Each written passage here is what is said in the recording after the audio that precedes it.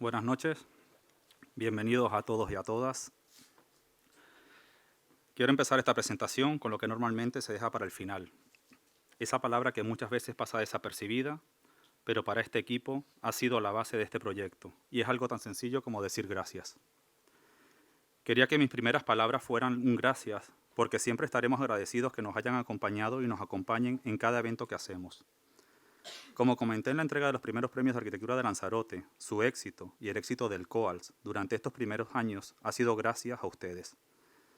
Como señalé ese día, empezamos con poco interés social en lo que hacíamos y en estos 6 primeros años de andadura hemos logrado sembrar el interés por la arquitectura. Y eso se lo debemos a los colegiados y colegiadas y a cada uno de ustedes que, aún no siendo arquitectos o arquitectas, se han acercado hasta nosotros para formar parte de esta gran familia llamada COALS. Si somos capaces de dar a conocer la calidad arquitectónica, podremos ser capaces de transmitir a la sociedad el valor de la misma para nuestro bienestar. La importancia de los espacios que habitamos repercute de forma directa en nuestra salud y en nuestra calidad de vida. Tal y como dice la reciente Ley de Calidad de la Arquitectura, es nuestro deber proteger, fomentar y difundir la calidad de la arquitectura como bien de interés general. Y por ello, hoy estamos aquí. Desde la Junta de Gobierno del COAL nos complace presentarles esta primera actividad que hemos organizado para la celebración de la Semana Internacional de la Arquitectura con el lema Vivencias Arquitectónicas. Aunque antes de dar paso a la presentación de los ponentes que tenemos en el día de hoy, permítanme un momento para dar las gracias también a Monse Garcés y a Cristina Güemes Cambras, porque para nosotros este proyecto empezó con la palabra equipo. El éxito es el resultado de trabajo en equipo. Así que gracias por vuestra generosidad, esfuerzo, pasión, entrega y compromiso con el COALS. Gracias a las dos.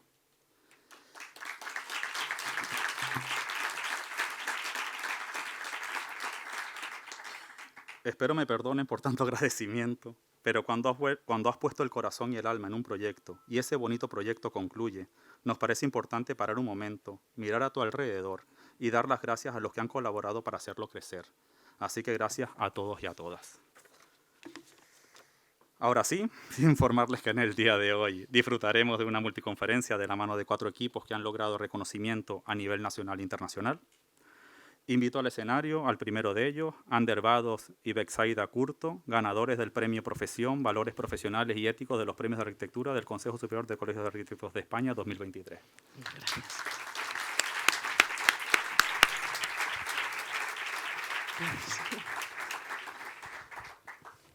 Betsaida Curto Reyes estudió arquitectura en la Escuela Técnica Superior de Arquitectura de Coruña. En 2018 viaja a Latinoamérica en busca de nuevas oportunidades y arquitecturas. En este viaje comienza a trabajar en cooperación internacional, centrando su trabajo en las comunidades técnicas y materiales locales. Su arquitectura se centra en la comprensión del lugar, las necesidades de los usuarios y el respeto a las culturas y arquitecturas locales, valorando sobre todo la dignidad y calidad arquitectónica que todo usuario merece tener en los espacios que habita. Es fundadora del estudio Copla, en donde continúa centrándose en el diseño reflexivo inspirado en el territorio y las culturas locales. Ander Vados obtuvo el título de arquitectura en la Escuela Técnica Superior de Arquitectura de Coruña y la Facultad de Arquitectura y Urbanismo de Oporto en 2015. Trabajó en Portugal y Perú entre el 2015 y el 2020 para regresar a Bilbao y asentar su estudio profesional Atelier Ander Vados, actualmente manteniendo una fuerte vinculación con el país andino donde se desarrolla parte de su obra, dedicada principalmente a proyectos de cooperación. Alter Ander Vados se caracteriza por trabajar entre el lugar y el diálogo colectivo. Los proyectos se desarrollan mediante un minucioso estudio del terreno y de las artes tradicionales, entendiendo siempre lo existente como valioso. Hay una constante búsqueda de mostrar la sinceridad del material, crudo, sin adornos. Las ideas son exploradas mediante la producción de maquetas, estudios de materiales, croquis y planos, siendo la comunidad un punto importante en el proceso del diseño. Se nutre de técnicas y recursos locales, muchas veces limitados. La esencia de su obra reside en el respeto máximo a la tierra, las comunidades y la arquitectura. Con ustedes, Ander Vados y Betsaida Curto y su ponencia Identidad y Territorio. Gracias. ¿Esa Sí.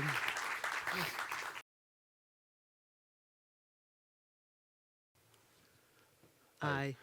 Bueno, antes de nada, agradecer enormemente al Colegio de Arquitectos de Lanzarote la invitación. O sea, para nosotros es un enormísimo placer.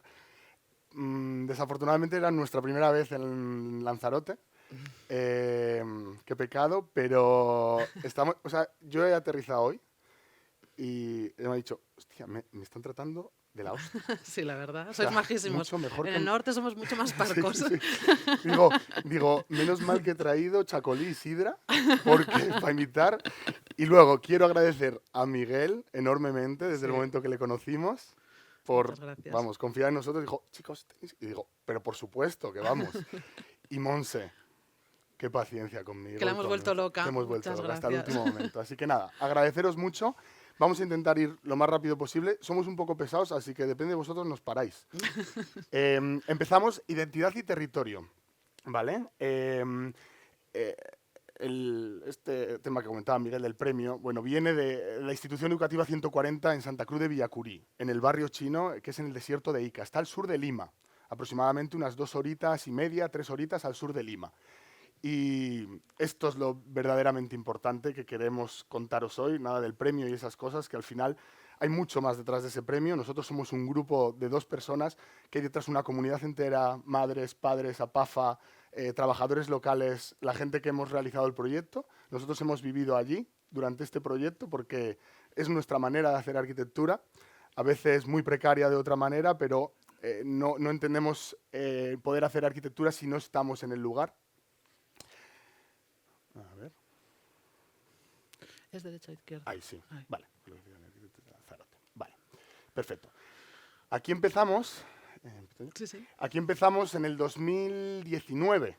Ese era yo. Mi prima me había hecho una permanente, como podéis ver. Mirar qué desgracia me había hecho.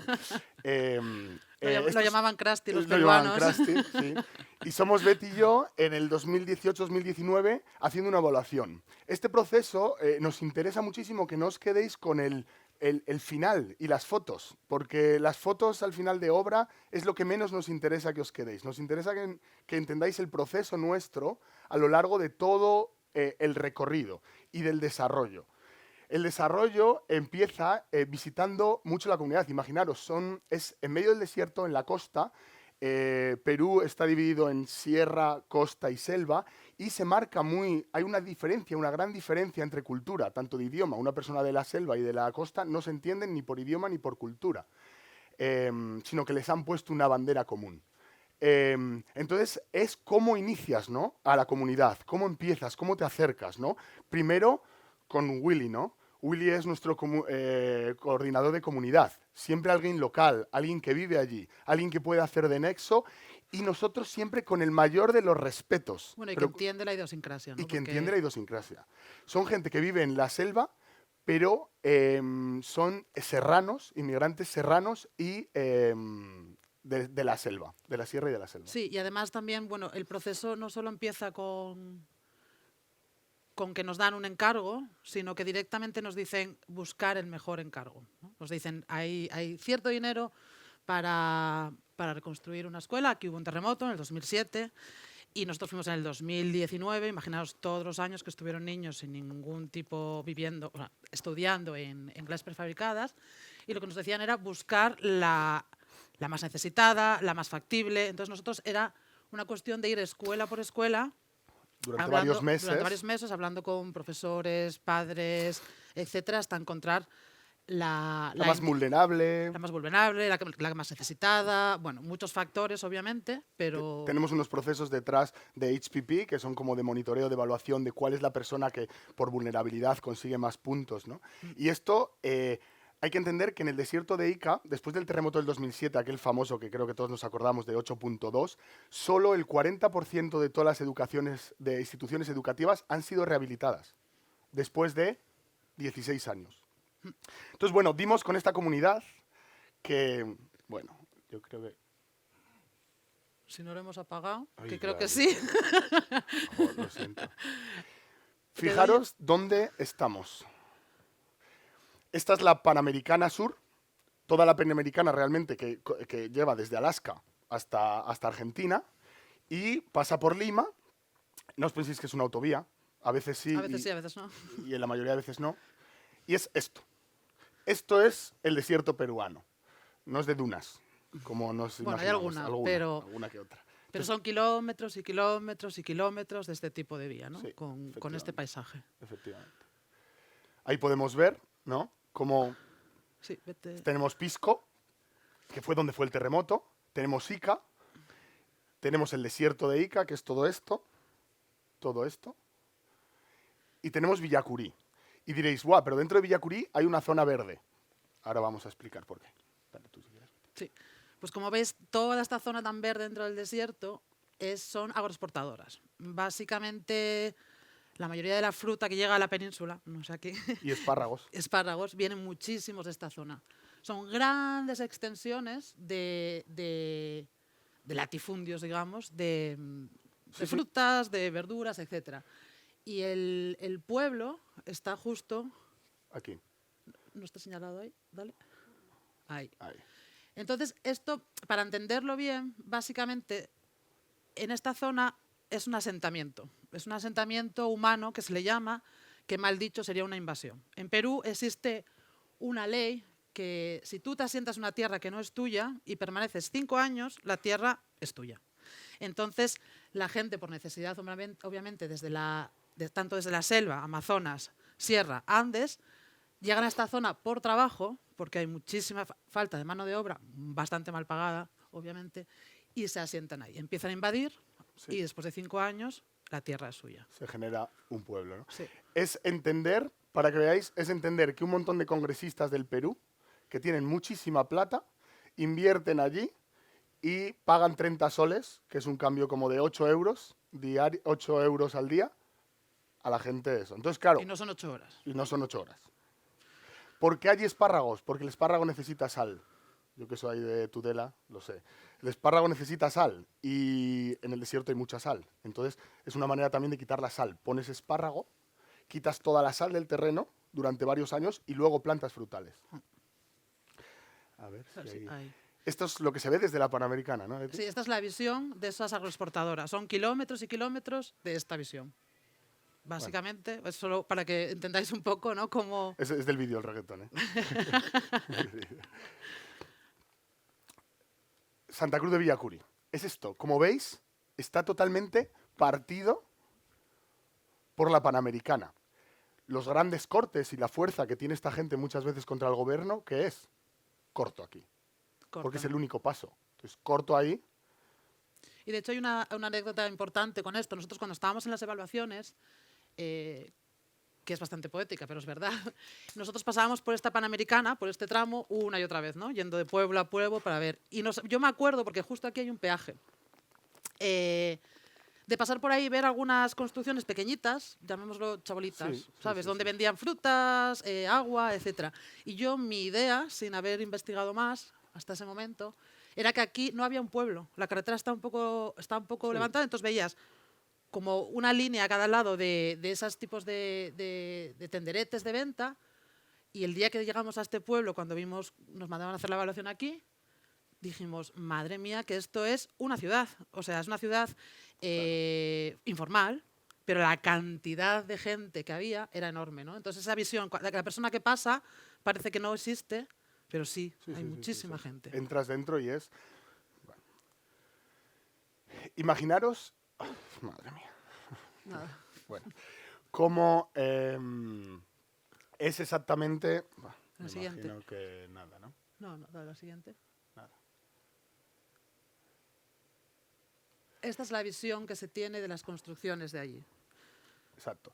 Es el primer limítrofe de tu tierra. El primer límite, que es poner una estera. Que para nosotros puede ser algo súper temporal, pero para ellos es marcar tu territorio, marcar tu posición, empezar a sentir que algo es tuyo, ¿no?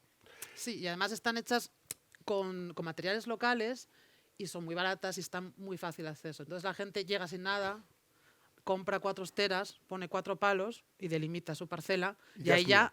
bueno, suya, esperando a que nadie le diga nada, 5 años, ¿no?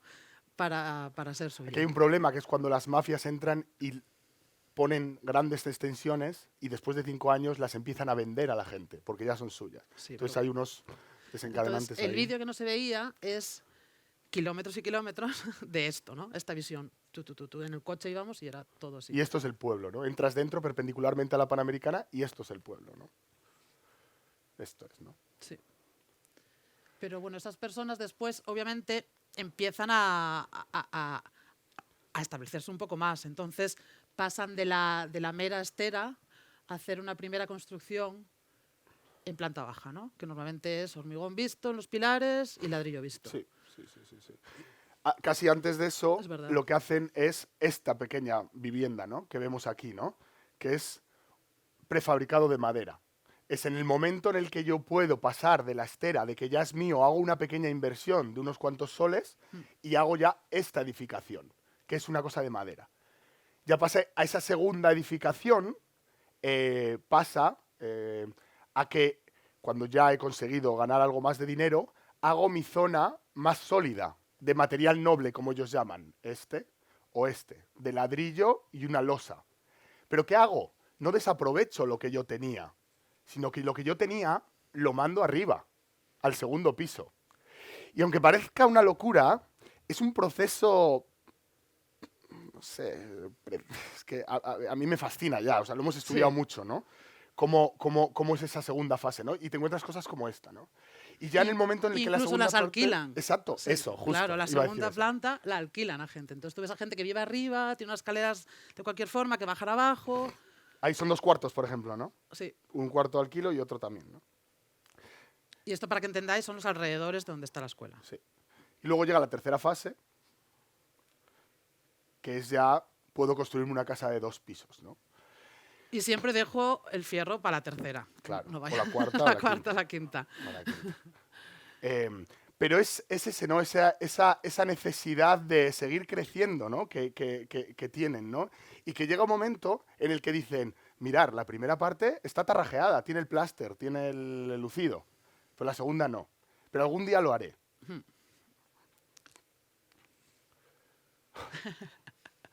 Sufro. Dale, la siguiente.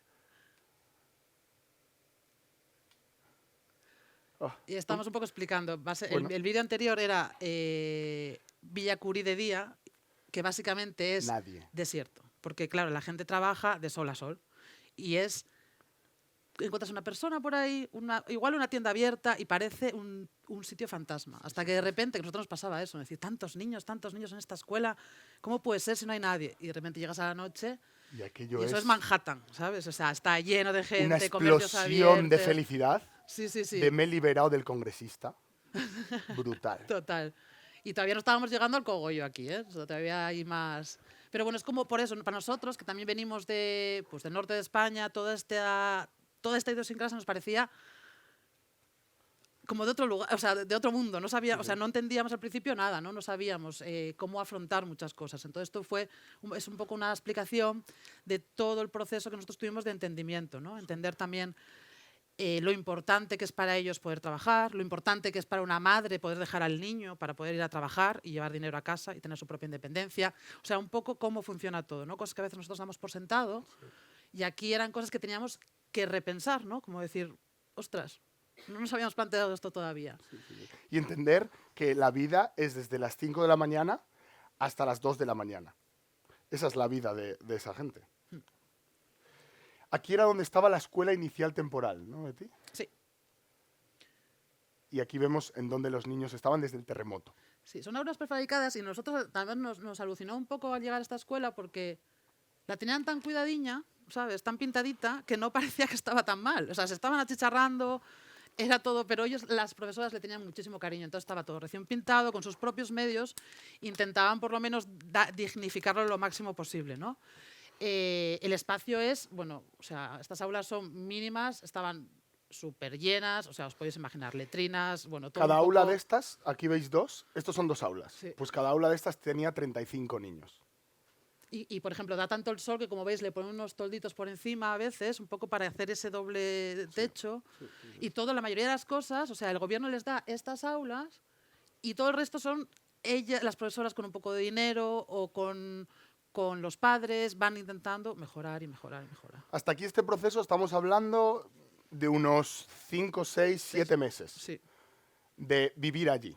Vivir allí, en poco a Entenderlo. poco entender. Análisis nunca los entenderemos porque no es nuestra identidad y es algo con lo que nos autocriticamos mucho nosotros. Es como, uy, aquí Bueno, pero a vosotros... veces no sabemos si a veces es mejor ser de dentro o ser de fuera y ver la paja en el ojo ajeno, no sé. Exacto. Y ahí es cuando nos dan una nueva parcela. Esta es la escuela inicial temporal y nos dan esa nueva parcela. Que es la foto de Google Earth que todavía está en construcción. Exacto. Y esta situación, como veréis, obviamente todo ese asentamiento es informal, ¿no? Entonces, en este plano queremos reflejar un poco que aunque haya unas parcelas muy marcadas, ¿no? Luego lo que hay dentro es un poco No deja de fiesta. ser una anarquía organizada, ¿no? Sí, Para total. ellos, entre esteras, ¿no? Tenemos vídeos de entre esteras. Pero la estera es parte de esa identidad, ¿no? Y hay gente que sí que lo entiende, pero hay gente como que es difícil. Y también, ¿quiénes somos nosotros para decirles que su nueva identidad es la estera? Para ellos es ¿no? difícil también porque para ellos significa muchas veces la precariedad con la que empezaron, ¿no? Claro. Tú si te vas a un hotel de 5 estrellas en Ica, vas a tener esteras bien puestas, pero para ellos significa la precariedad, cómo llegar a no tener medios y tener que utilizarla, ¿no? A veces. Y esto es un poco pues el resultado final de la escuela, ¿no? Entonces vamos a dividirlo en varias partes: materialidad y forma, control de accesos, la parcela muy ajustada, optimización de espacios, aulas sin muros, elementos especiales y ventilación y sombra. Un poco para organizar los factores con los que fuimos diseñando. El primero es materialidad y forma, que una de las cosas que a nosotros nos preocupaba mucho era estar un poco, adaptarnos al entorno en lo bueno, pero no en lo malo, obviamente. Entonces, buscábamos una escala similar. En Perú, el gobierno tiene un modelo de edificio, que es el que se hace y se repite, deja bastante que desear, pero bueno, ahí lo dejo. Y nosotros lo que queríamos era, y suelen hacer muchas veces 2 plantas. Estén donde estén, meten ahí casi rascacielos, imaginaros en 3 teritas, ¡pum!, 2 plantas. Nosotros queríamos adaptarnos un poco a la escala del lugar, ¿no? Y entonces decidimos hacer aulas solo de una planta, con unas medidas De 60 metros sí, cuadrados. 60 metros cuadrados, Era un poco sencillas. luchar contra esa identidad. A lo largo de todo el proceso que duró, que fueron como 2 años, hubo un montón de iniciativas, de workshop, de momentos participativos con la comunidad, porque para nosotros era importante que no sea un modelo. Ellos están a que un modelo sea lo mismo en sierra, selva, costa.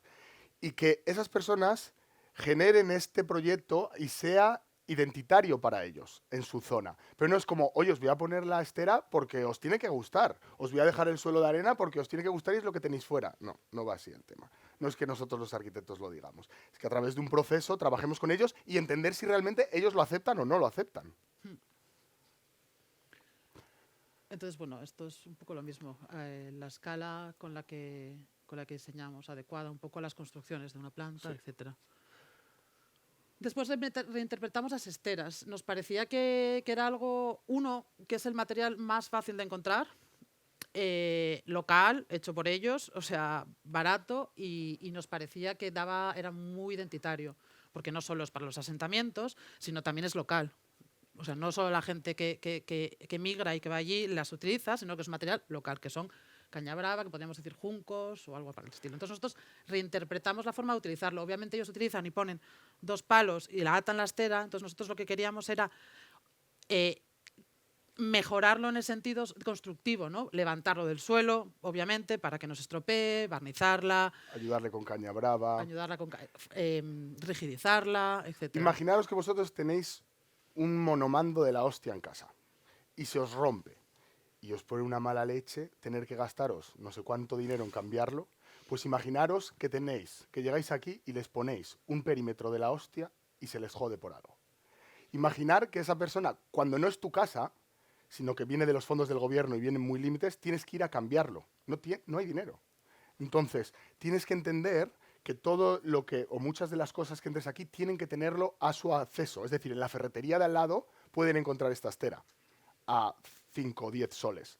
Que pueden encontrar los taps del agua. Que todas esas cosas se pueden cambiar fácil porque no es ni siquiera tu casa. Y que lo conocen, Y que que lo saben conocen. cómo funciona, saben cómo Barnizarlo. saben cómo hacerla, saben cómo funciona. Entonces el entendimiento de ellos es como muy fácil, ¿no? Entonces, uno es esto, la reinterpretación de las esteras, que las utilizamos al exterior. Otro es hormigón en la madera. Hormigón, bueno, como os enseñamos antes, ellos lo primero que hacen es, cuando tienen las viviendas más formales, hacen hormigón visto para los pilares y ladrillo visto. Y madera, pues madera en Perú es... Sí. O sea, está en todos lados. Básicamente tienen Amazonas ahí y es muy fácil encontrarla. Toda Y la tienen- madera que viene, por nuestra parte, viene de bosques cuidados y tratados, no Sí. viene de... Y entonces nosotros basamos un poco eso, en utilizar los mismos materiales y también de la misma forma que ellos lo utilizan, ¿no? Porque a nosotros nos pasaba un poco que cuando llegamos aquí queríamos buscar un poco la identidad, ¿no? Y teníamos el problema de decir, bueno, claro, pero la mitad de la población es de la selva, que construyen de esta forma, hablan de esta forma, tienen esta cultura. La mitad son de los Andes, que tienen otra lengua, otro tipo de construcción, y cada uno de ellos construye así en esta localidad. Y también gente de la costa, que tiene otro tipo de construcciones y de cultura. Entonces estábamos como todo el rato buscando qué identidad encontramos aquí. Hasta que nos dimos cuenta de que la identidad es su nueva identidad. Su nueva identidad es asentarse y ser un migrante que construye de una forma sin revocar, etcétera, etcétera. Entonces nosotros lo que hicimos es apropiarnos un poco de eso, diseñarlo, obviamente, y darle el valor a lo que tienen. Es en lugar de decir, no, lo que tú haces no sirve para nada, te voy a poner aquí un colegio que parece un centro comercial, no, te voy a poner un colegio que se parece a lo que tú haces y que tú también podrías hacerlo porque es como tú construyes. Sobre todo porque no puedes crear un oasis para los niños. No puede ser que el niño llegue, tenga todo césped, como al principio, las primeras veces te piden, no, césped, gras, y luego vaya a casa y tenga otra cosa, ¿no? Eso es importante, ¿no? No quiere decir que no vaya a mejorar, pero sí que tiene que entender que parte de ese proceso de educación parte de entender su identidad. Y entender la belleza de todos esos materiales sin revocar, que muchas veces vienen estipulados y en este caso no era necesario, ¿no? Entonces ellos dicen, ya lo haré, y nunca lo hacen, ¿no? Entonces es como, bueno, vamos desde el principio darle esa sensibilidad al ladrillo o esa sensibilidad al bloque de concreto y ahí queda, ¿no? Creo que además vosotros lo entendéis mejor que nadie. Yo que sí que me he pasado 5 días aquí antes de esta charla. Es como si vosotros pidierais que en las escuelas hubiera oasis, ¿no? Todo con... Y aquí Claro. yo por lo menos lo que he visto es jardines de cactus. Pues es que allí nos pedían oasis y nosotros dijimos, es que a lo mejor tienes que tener jardines, no de cactus, entiéndeme, pero de plantas locales, ¿no? Un poco que ellos empiecen a valorar lo que tienen, que es muy bueno. Lo que pasa es que no es la foto idílica, ¿no? De un Claro. rainforest que se llama, ¿no? Y creo que Bosque aquí asturiano. nosotros somos los que menos decíamos, joder, a esta gente hablarle de identidad. Ya, total. Madre mía. Y bueno, un poco lo mismo. La caña brava es este material de los techos que también es con el que se hacen las esteras. Entonces es otro material que nosotros adoptamos y que ellos utilizan tradicionalmente para hacer todos los espacios. Bueno, aquí tenemos eso, pues una parcela ajustada y una optimización de espacios, ¿no? Era súper estrecha la parcela, entonces intentamos jugar con 7 aulas y un espacio o un bloque de servicios en el que hay una cocina, unos baños y una sala de profesores, una sala de director y otro baño de los profesores, ¿no? Generamos también una zona al lado de la cocina de comedor, un anfiteatro y zonas de juego. Una sala abierta de pedagogía, psicomotricidad, perdón, siempre. Un jardín, un huerto. Y entender que este es un módulo en el que se va repitiendo. Y en el momento no tienes 7 aulas, acabas teniendo 10 aulas o 11 aulas, aunque varias son abiertas. Es decir, el espacio que me genera la forma de las aulas me ayuda a generar una propia aula doble. Y ahí veremos unos tótems, fijaros, de madera, que es la continuidad. Y en muchos casos no nos dio, el propio encofrado que se utilizó para hacer los pilares de concreto, de hormigón que vais a ver. Sí, Entonces, aquí un poco lo que también buscábamos es que con la primera... Lo que primero nos salió, a ver, hablando en plata, es que tú tienes esta parcela y lo primero que dices es, bueno, 7 aulas, pum, pum, pum, pum, y de repente tienes un patio enorme. Y dijimos, no puede ser. O sea, tenemos una parcela tan estrecha que lo que tenemos que hacer es generar nuevas posibilidades, ¿no? No solo hacer lo que te pide, necesidades de 7 aulas, un patio y ya, y nosotros queríamos dar un poco más, y eso lo hicimos con este juego, ¿no? De lleno, vacío, lleno, vacío, lleno, vacío, lleno, simplemente para dar un poco de aire al y espacio. generando esa diagonalidad, ¿no? Sí.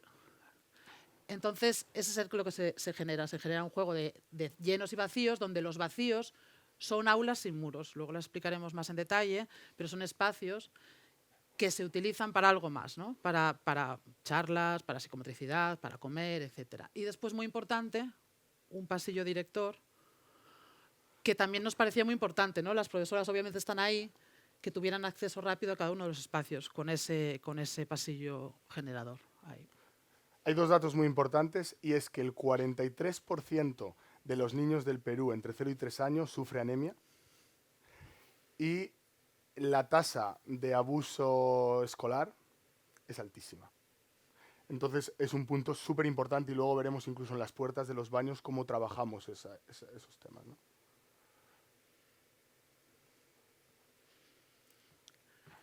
Entonces, bueno, es un poco lo que hablábamos, ¿no? El generador de recorridos, que obviamente es un pasillo central, pero también entendemos que se necesita sombra. Entonces, lo que hacíamos es alrededor de todas las aulas se genera un pasillo con sombras en los que también puedes ir recorriendo De una aula a otra. de una aula a otra sin que te Pero achicharres. también entender que hay momentos en el que tienes que pisar la tierra, porque es tu tierra, y en el momentos en el que tienes que cruzar el sol para resguardarte. Pero al final eso es parte, ¿no?, de las sensaciones, ¿no? Es como, no voy a estar todo el rato en sombra porque salgo y tengo 10 minutos de sol hasta casa. Bueno, también a veces hay que tratar, y es como muchas veces, no se suban al árbol. Y nosotros decíamos, subiros al árbol. En plan, tienen que experimentar. ¿No os imagináis con este ladrillo, todas las profesoras? No, pero se van a hacer daño, no sé qué. Primer día, dejamos a los niños y los niños, ¡guau! Sí, es que eso fue una anécdota. Tocando y tal. Sí. El claustro de la psicomotricidad. Dale, Betty. Sí, es lo que hablaba antes Ander. Teníamos, entre los dos llenos, generamos un vacío, pero ese vacío también queríamos marcarlo, ¿no? Que la gente desde dentro se sintiera que estaba en un espacio cerrado o delimitado. Entonces, utilizamos estos tótems, que son básicamente como la estructura de las aulas, donde cierra el espacio. Exactamente. No, sí, estaba buscando la... Bueno, nada, cómo eran, si se veía aquí. Sí. Exactamente. Justo. Perdón. Nada.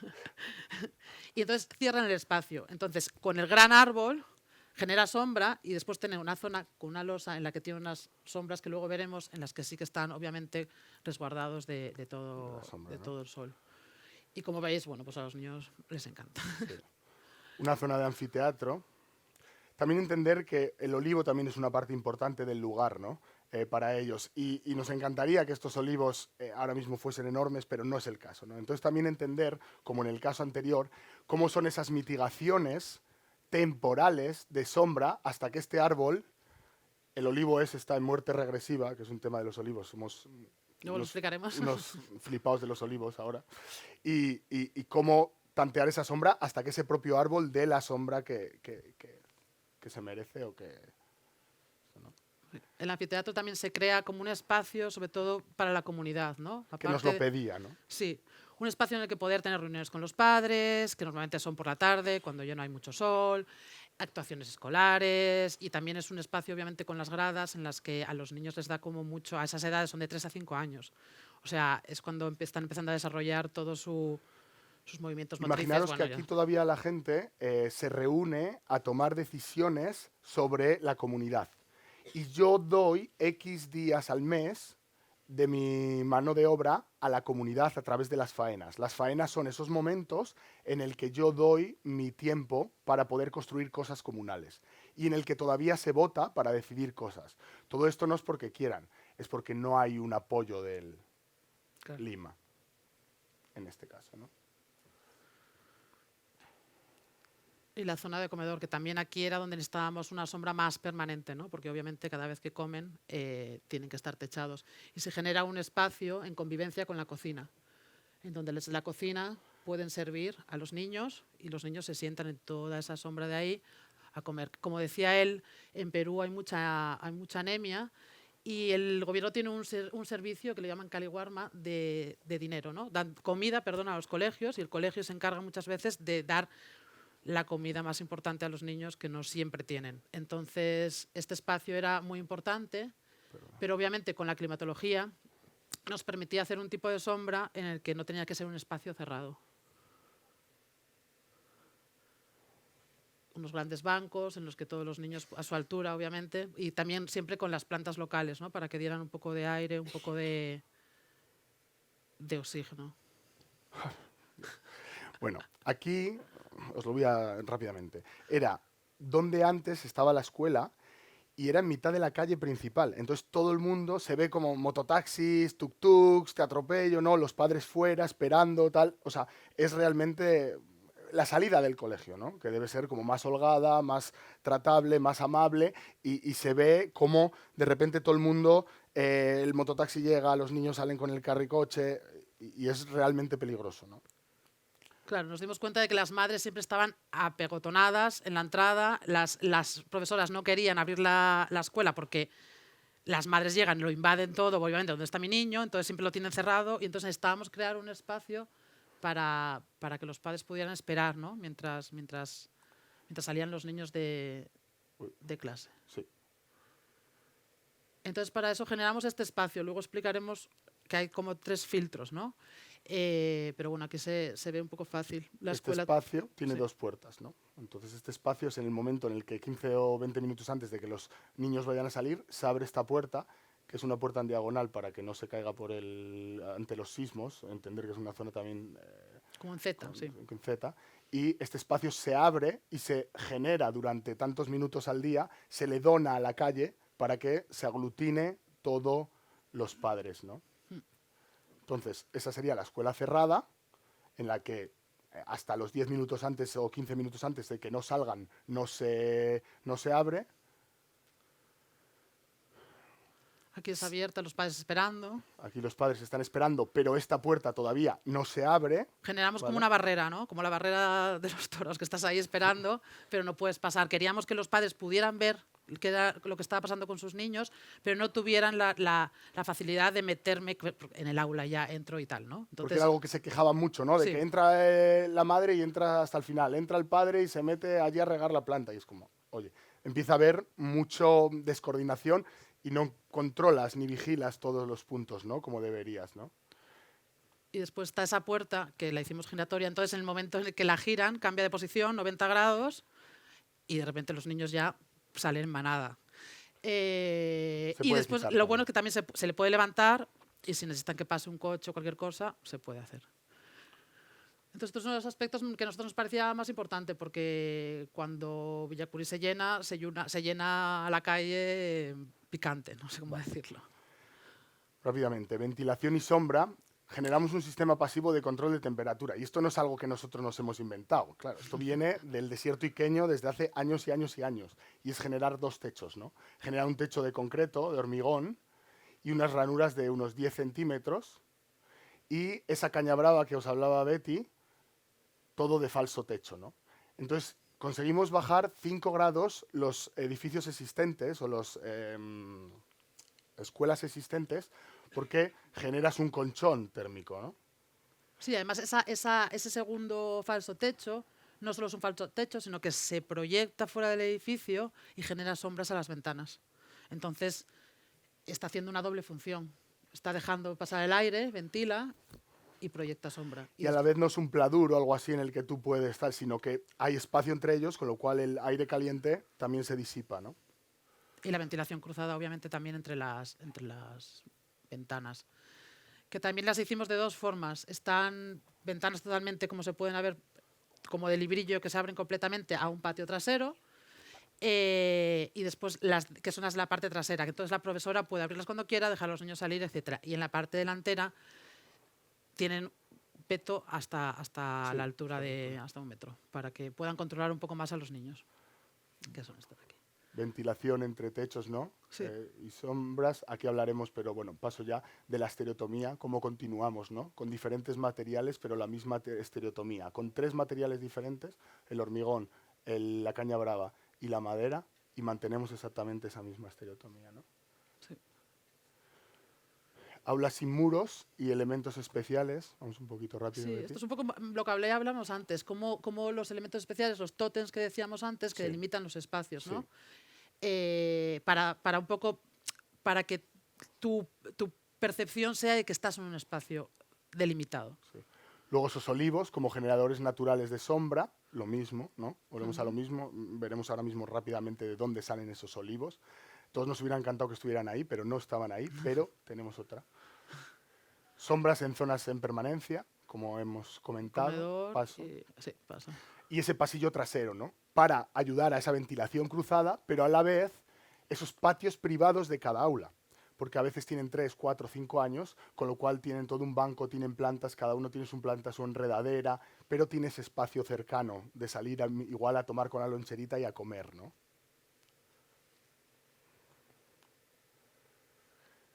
Y ya acabando, nuestra metodología un poquito de trabajo, como os comentaba, nosotros vivimos allí, teníamos unas tiendas de campaña enfrente y dormíamos allí durante mucho, mucho tiempo. Bueno, tiendas de campaña, pero nos llevamos un colchón. Sí. Porque 6 Y meses en una tenía- tienda de campaña, al final se sufre. Y armario, un armario Y tenía dentro. un perchero, sí. Problemas como oportunidad, rápidamente. Esto fue un tema, la ONG nos dijo que tenía que ser, la ONG era estadounidense, y ya sabéis. Entonces, claro, el ingeniero tenía que ser El estadounidense. estructurista, sí. Claro, el estructurista tenía que ser estadounidense y si no, no valía nada, claro. Pues, mirar. Uy, va, Virgen Santísima. Pre-pandemia, post-pandemia. O sea, el edificio sufrió. Y llegó un momento en el que estas donaciones se van y se acaban y nos dijeron, no, meterlo rápido, sin licencia ni nada, y venga, lo vamos haciendo. Y después metemos. En el momento que se para la pandemia decimos, bueno, vamos a hacerlo bien porque tenemos el tiempo de poder meter en la licencia y meter el estructurista y nos dicen, no, esto no cumple normativa peruana, esto no se va a caer en la vida, pero esto no cumple normativa peruana. Tenéis que ampliar los pilares, poner placas y Sí. tal. Básicamente el estructurista lo calculó para terremoto, pero en Perú tiene que ser refugio, por lo tanto necesita que aguante más tiempo. Entonces tuvimos que pasar de la columna, que muchas de ellas ya estaban construidas, Claro, a la claro. placa.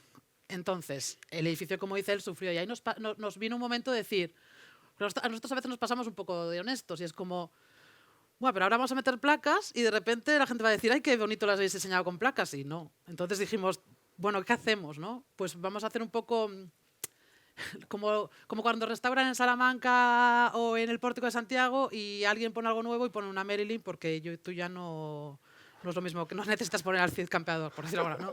Entonces nosotros dijimos, bueno, pues vamos a poner una textura y por lo menos estamos marcando que aquí han pasado algo importante. Sí. Y ahí es donde pasa esto, y este es el ejemplo, ¿no? Y queremos contarlo un poco por honestidad, porque también creo que muchos de los arquitectos vendemos mucho que todo lo hacemos perfecto y no. Pero bueno, del problema siempre salen oportunidades y eso es lo que. Y entender que al igual que es posible. nosotros sufrimos durante todo ese proceso, yo no sé ustedes, yo sufrí la hostia, pero pues que esto también, ¿no? Y al final fue un proyecto de 4 años en el que en un momento ese edificio sufrió, ¿no? Y tanto que sufrió. Entonces, marcar y denotar que hubo un cambio hasta de estructurista. Estas son todas nuestras pruebas de encofrado. Nosotros trabajamos casi siempre escalas 1:1, maquetas 1:1, incluso luego en planos también. Entonces, bueno, estas son todas las pruebas de hormigón y de encofrado que hicimos, ¿no? Con tiras de madera, con soga, con cuerda, sin cuerda, desencofrar a los 24 días, a los 24 horas, desencofrar a las 28 horas, desencofrar a las 19 ahí sufriendo. Todas esas pruebas, que no fueron estas, fueron cientos más, hasta encontrar esto, ¿no? Que era lo que nosotros buscábamos en honor un poco a ese desierto, ¿no? Y esto era algo que ellos nos hablaban muchas veces. ¿Habéis ido al cañón del...? No. ¿Habéis ido? Sí, hemos ido. Y mira, ahí lo tienes. Bueno, y ya acabamos. Esto era otra maqueta, todo del muro perimetral. Sí, porque nosotros todo lo que las ideas que tenemos normalmente allí también obviamente son los materiales que ellos también conocen, no solo el encofrado no, pero estos. Entonces nosotros hacemos pruebas escala 1:1 con los albañiles locales para ver si lo que nosotros pensamos funciona o no. Entonces de ahí llegamos a un consenso también con ellos de la decisión final, ¿no? Y entonces ese muro, esa maqueta que veis ahí Sí, se viene convierte en este muro. Cuerda, no cuerda, puntas, no punta. ¿Qué Sí. momento, no? Aquí, si te fijas, si lo ves de frente no lo veías tanto y si lo veías lateral sí. Bueno, en el vídeo se veía, pero ha sido culpa nuestra. Estas son las niñas que 4 años atrás estaban haciendo con nosotros el estudio de suelo, el geotécnico, y ahora pues estaban aquí. Y también es importante en este muro ver que hacia el interior sí que dejamos ver toda esta estructura de caña brava, pero era muy importante poner la estera al exterior, sobre todo para limitar la visión desde fuera. Son niños muy pequeños y nos pedían que el colegio estuviera totalmente cerrado, ¿no? Entonces decidimos poner la estera para cerrar bien. Ventanas también en maquetas, bueno. Sí, básicamente probamos con todo y hacemos maquetas, aunque sean pequeñas, de si los rieles funcionan, etcétera, etcétera. Y en una de esas que vimos que un fundo, para finalizar, estaba matando a todos los olivos, o sea, pero matándoles, aquí podéis ver, no fijaros en cómo nos llevamos, sino cómo todos estos están muertos. Miles de olivos muertos, y había una línea solo que estaba una fuga de toda una línea de agua y una línea todo de olivos que se estaba salvando, casi muertos. Y ahí poniendo a los congresistas de acuerdo, porque también a veces entramos en LinkedIn para hablar con los congresistas. No, básicamente les dijimos, oye, por favor, nos donan estos olivos. Exacto, fue así. Y la excavadora todo el pueblo, qué manera, pues voy instalando. Claro, le pedimos al de la excavadora que por favor si nos ayudaba, nosotros le pagábamos la gasolina, él nos vino, nos cogió el árbol. O sea, al final es un poco explicar cómo de siempre los problemas buscamos oportunidades, que es un poco lo de ahí, ¿no? No tenemos árboles, pues vamos a buscar árboles de donde sea. Y tuvimos suerte. Para la desgracia de los árboles, que era uno de estos agroexportadores, los estaba dejando morir, suerte para nosotros que quedaban 5 vivos y les daban igual. Entonces nosotros dijimos, oye, por favor. Y nada, muchísimas gracias. Espero que os haya gustado. ¿Vamos por ahí? Sí, aquí.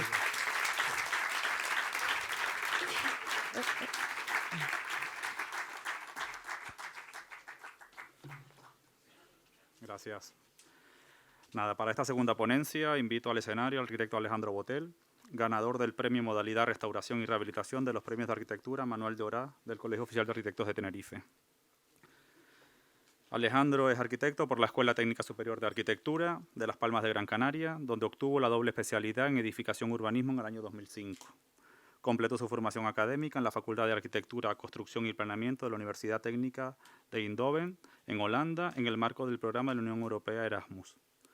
Su obra construida ha obtenido numerosas distinciones a nivel nacional e internacional, destacando su presencia en las distintas exposiciones internacionales de las Bienales de Arquitectura de Venecia 2014, España 2018 y 2021, Buenos Aires 2017 y 2022.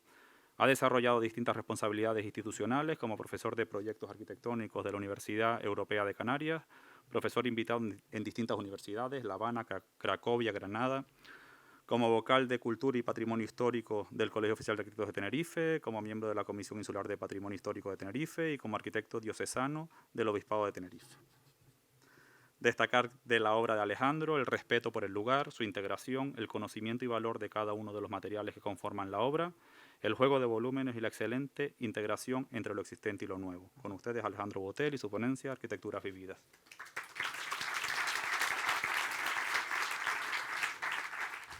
Buenas tardes. ¿Se oye bien?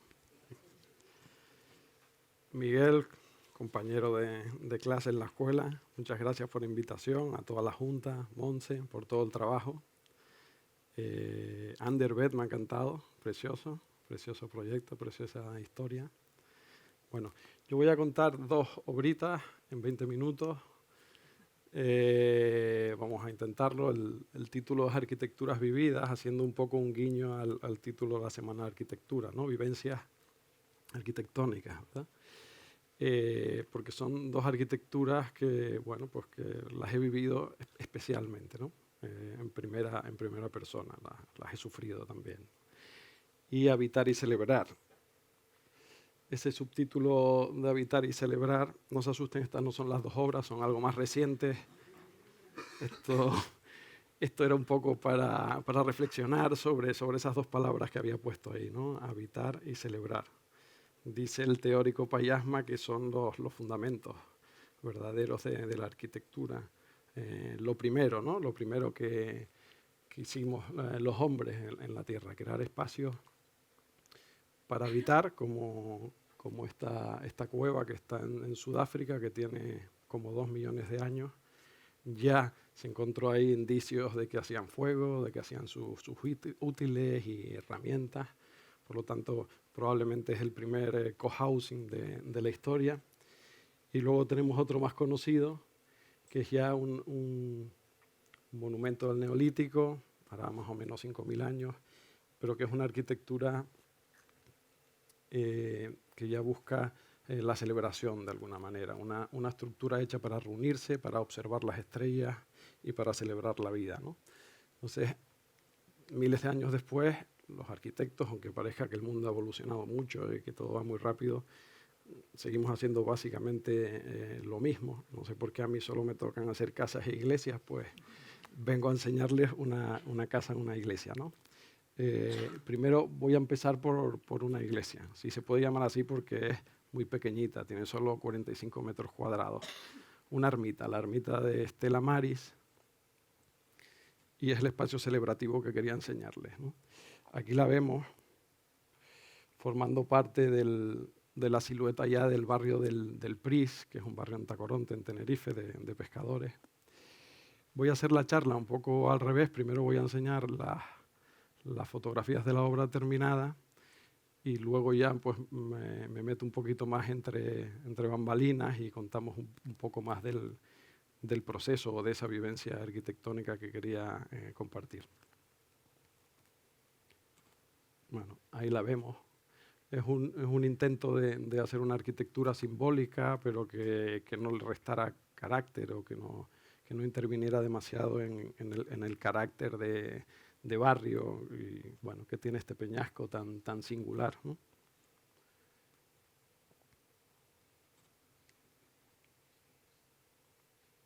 Básicamente lo que es el espacio de la ermita es un cilindro truncado que está enfoscado pues, a la tiroliana, ¿no?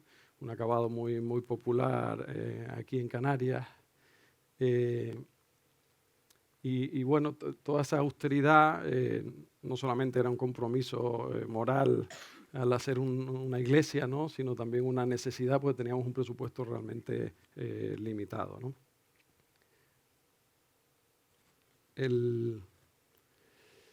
Bueno, la obra son el espacio este cilíndrico, que es la ermita en sí, y este otro cuerpo, que es la sacristía, ¿no? Y por estas escaleras en medio, pues entras a un espacio a modo de placita que te protege un poco de los vientos que vienen en esta dirección del norte y te azoca y tal, y bueno, pues hay un lugar de encuentro, etc. Esas escaleras que están frente al embarcadero, y dejamos también el terreno visto en una parte y generamos una cuevita que ha funcionado bien y que van allí pues los familiares de los pescadores a dejar sus velas cuando salen a trabajar o lo que fuera, ¿no? Y en el interior, pues como no podía ser de otra manera, la Virgen del Carmen, la Stella Maris, la estrella del mar, que es la patrona de los navegantes, de los marineros, ¿no? La situamos sola como un homenaje en el norte puro, como esa guía, como esa estrella que guía a los navegantes, como decía, ¿no? En este proyecto hicimos un esfuerzo económico porque, bueno, de tener hormigón en este trozo, ¿no? Que era lo que llamamos el retablo de la Virgen. Y ahora volvemos al principio, ¿no? Porque toda historia tiene un principio, y érase una vez un solar complicado frente a un embarcadero, ¿no? Así era la imagen que vimos cuando llegamos allí. Llevaba mucho tiempo con la Virgen en un centro vecinal, sin tener su propio espacio. Y había muchas ganas, pero lo cierto es que nadie se había atrevido a meterle el diente a la parcela esta, ¿no? Complicada porque, bueno, lo ven por la orografía, era pura roca y claro, desmontar esto para hacerlo accesible era muy complicado con todas estas casas autoconstruidas encima, las vibraciones, los recursos limitados que habían, ¿no? Y la forma también, ¿no? Una forma muy rara. Y para acabar de fastidiarla, pues la ley de costas que tuvimos que vestir al santo, nunca mejor dicho, para negociarlo y que nos dejaran hacer ahí aquellos 45 metros cuadrados de ermita, ¿no? Bueno, aquí lo ven en planta, en rojo es la forma que tenía la parcela, que realmente endiablada, si vale la expresión para una iglesia, ¿no? Perdón. Y bueno, dentro de esa geometría, pues parecía que la circunferencia nos venía bien porque podía sentar a mucha gente alrededor del altar, nos gustaba esa idea de comunidad y tal. La Virgen aquí, en el norte, la cuevita de las velas. Accedías por estas escaleras, ¿no?, a la plataforma superior, porque no podíamos excavar, no podíamos rebajar ese suelo, y la sacristía que está aquí, ¿no? De tal manera que tenemos esos dos volúmenes que ya han visto. Lo bueno de ser el director de obra y coordinador de seguridad y salud es que puedes ir a la obra los fines de semana en cholas, en zapatillas, y sin ningún tipo de problema, ni casco, ni nada. Esto no se está grabando, ¿no? Acompañado de tu familia, ¿no? La dirección facultativa que está detrás de la cámara, ¿no? Mi mujer, Patricia, bueno, por entonces mi novia, Patricia, y nuestra perrita, Saba, ¿no? Y yo en el andamio. Saba la acabábamos de adoptar y ahí descubrió su vocación por la dirección de obra, persecución de lagartitos por el PRIS, etcétera. Y bueno, y aquello fue creciendo de una manera muy barata, como estamos acostumbrados en los pueblos, pues bloques, los pilares, el tiroleano y ese poquito de hormigón que logramos sacarle al presupuesto, ¿no? En este momento, cuando estaba esa estructura, pese a que nosotros presentamos el proyecto a todos los vecinos, les pusimos hasta gafas de 3D, hicimos varios eventos, pues ya había gente preocupada, ¿no? Porque veían estas formas y tal, que no eran las ermitas que estaban acostumbrados y había cierto revuelo, ¿no? Entonces, nos ideamos una historia, ¿no? Aquí pone: hoy compartimos el vino en el PRIS, 17 de abril del 16. Ya ha llovido, ¿no? Vamos a ver si lo tengo por aquí. Sí, efectivamente. Bueno, congregamos allí a las fuerzas vivas del pueblo, que en su mayoría pues son las mujeres, aquello es un matriarcado total, y planificamos hacer una fiesta, ¿no? La idea era, bueno, pues unir en ese momento en el que estaba casi todo hecho, menos el retablo, ¿verdad?, que está por aquí, ¿no? Están todas las paredes levantadas, menos ese trocito de hormigón. Y entonces organizamos una fiesta con un montón de pescado fresco buenísimo, claro, lo daba la cofradía de pescadores y el único, era para todos los vecinos, abierto, claro, y el único requerimiento para asistir era traer una botella de vino. Es un invento mío porque yo siempre he sido un vinagre.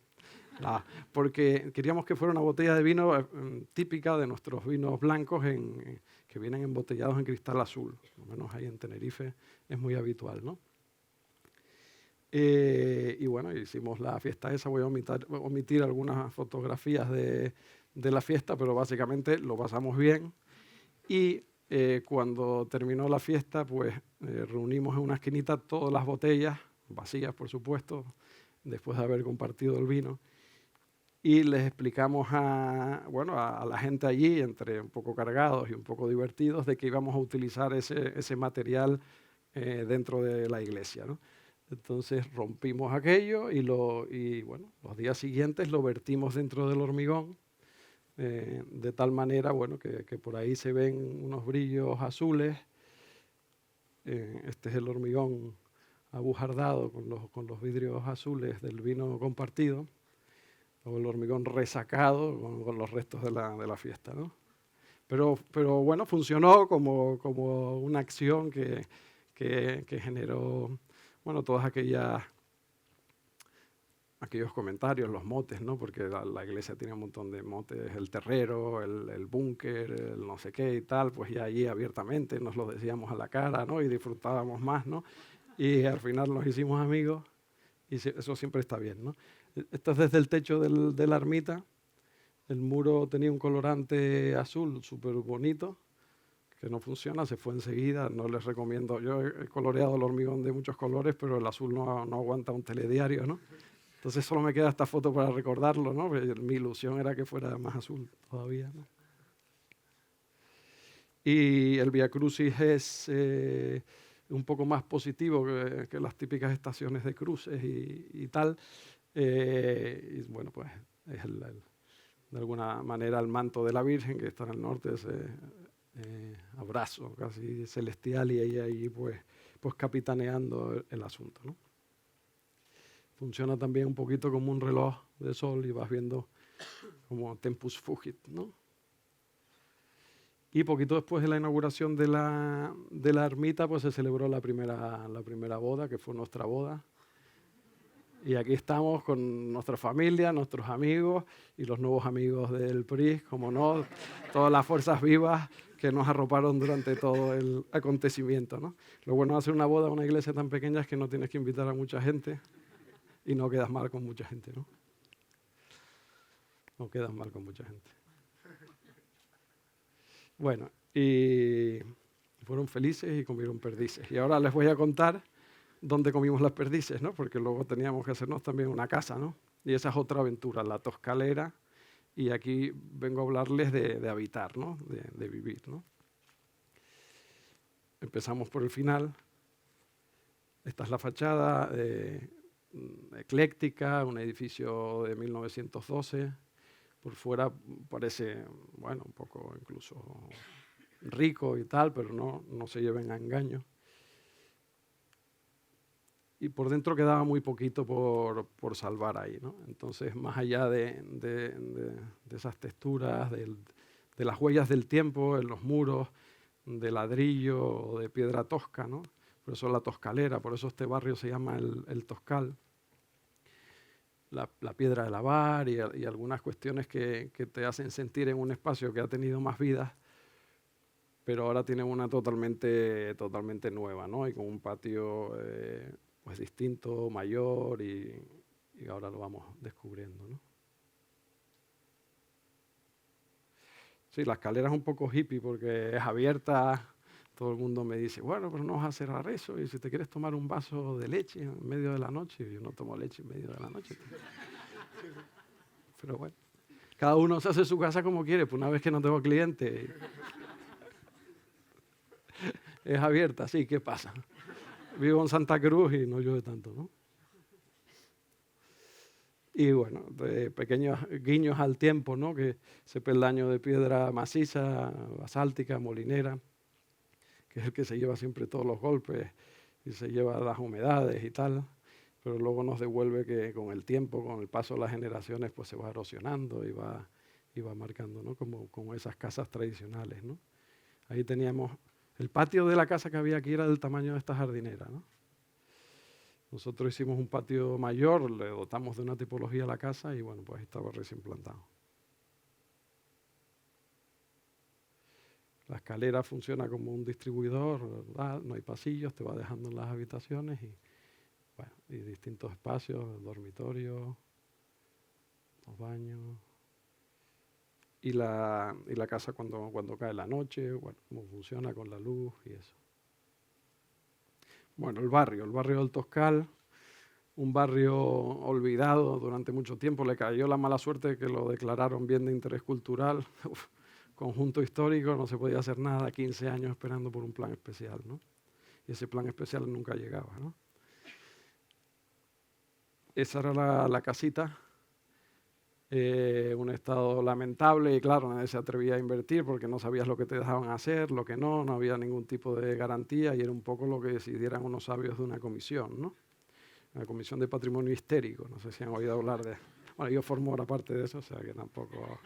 Son gente chachi, pero a veces es un rollo, ¿no? La casa era así. Por fuera, era como algunas personas, todo fachada. Luego por dentro, una casa especulativa hecha para trabajadores del puerto. Solamente el único interés era meter muchas habitaciones, algunas con casi sin ventilación, bueno, sin ventilación directa y unos patios muy pequeños. Y la cocina en un pasillo, en fin, era realmente pobre, no había lo que llamamos, que a veces en esa comisión te dicen, no, tienes que respetar la tipología y tal. Entonces, bueno, una cosa es la tipología y otra cosa es la distribución, ¿no? La tipología es un tipo que se repite, que tiene unos valores y tal, y una distribución que puede ser mala o buena, pero en este caso era mala, ¿no? Y bueno, convencimos. Este era el estado de la casa, había sido ocupada y habían unido con las casas de al lado y tal. Techos de ladrillero totalmente carbonatados. En planta baja las carpinterías, pues, bueno, como muchas veces nos encontramos los edificios. Eso sí, en la mesa estaba su Jack Daniel, sus cigarritos, algunas jeringuillas y todo. O sea, que la casa tenía historias que contarnos, como esta, ¿no? Dice, limpia tu mierda después de comer. Aquí cocinamos todos. No soy la chacha de nadie, ¿no? Siempre la convivencia, ¿no? El tema del reparto de las labores, tal, eso siempre genera problemas, ¿no? Pero tenía toda la razón, vamos, todo estaba hecho una puta mierda. Yo creo que ese día ya nadie más cocinó allí y tal, y se largaron todos, dejaron la casa tal, y la ocupamos nosotros al final, ¿no? La cocina en el pasillo, ¿no? También estaba esto por ahí en una de las paredes. Y por eso, bueno, pues este es el día que compramos la casa, quitando cartel de se vende y tal, ¿no? Y la verdad que, joder, hace poco, pero no tengo canas, estoy sonriente, gordito. La calle se llama Señor de las Tribulaciones, ¿no? Esto ha sido, lo cuento así de cachondeo en 5 minutos, pero ha sido para escribir una novela de terror, ¿no? Bueno, pues compramos la casa con esa ilusión y desde el principio la idea en estos primeros croquis era pues generar un patio grande, no ese chiquitito que había por aquí y por allá, sino bueno, generar un patio con una escalera. Bueno, básicamente esto, ¿no? El estar, las escaleras que suben en el patio y tal, y luego una serie de habitaciones en el fondo. Y aquí arriba, esto es una doble altura, y arriba el dormitorio con la terraza. En sección se ve, ¿no? Esta es la calle, y gracias a la altura original que tenía este techo, pues en esta segunda crujía nos cabían 3 plantas y el programa que queríamos meter ahí, ¿no? 3 plantas muy pequeñitas. La casa tiene 130 metros cuadrados construidos, ¿no?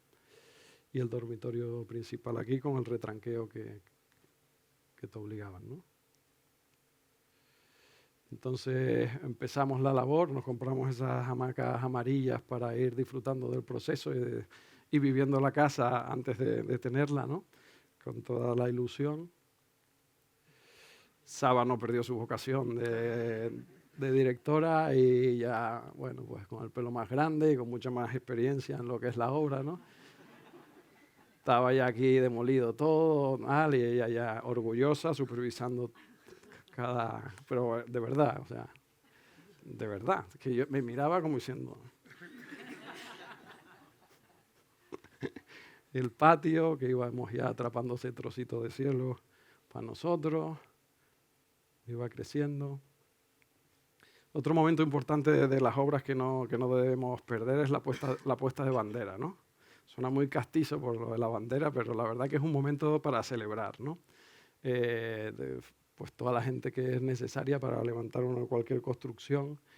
Yo creo que hay que celebrarlo y que debemos obligarlo o poner, si la gente se pone rata en el presupuesto de la obra, poner una partida específica para la fiesta de la puesta de la bandera y disfrutar de lo que estamos haciendo y que es importante, ¿no? Que es transformar la realidad y es importante, ¿no?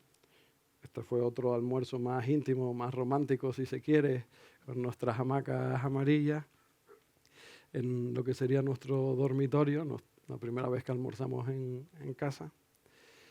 Y bueno, ya la casa tiene otro aspecto, las plantas han crecido. Sabita ya es una abuelita de 10 años, ya no tiene 3 como en la primera foto, pero está en forma, sigue yendo a las obras, no se preocupen por eso. Y en fin, el tiempo pasa, ¿no?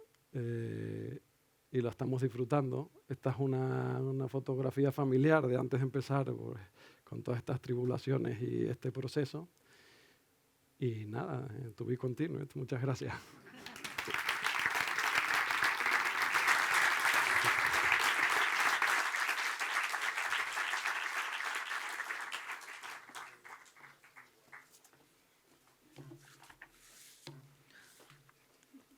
Gracias, Alejandro.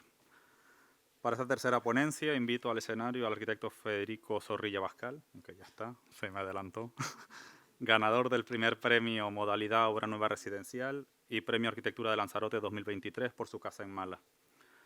Federico realiza sus estudios de Arquitectura Técnica en la Escuela Politécnica Superior de la Universidad de Alicante y Arquitectura en la Escuela Técnica Superior de Arquitectura de Valencia y en la Escuela Nacional Superior de Arquitectura de Marsella. Una vez terminados los estudios, se instala en Lanzarote, donde empieza a trabajar y continúa hasta el día de hoy. Federico Zorrilla apuesta por una arquitectura respetuosa y consciente con su entorno, alejándose de soluciones convencionales, buscando siempre la calidad en los diseños y el buen gusto con los detalles. Con ustedes, Federico Zorrilla y su ponencia Casa en Mala.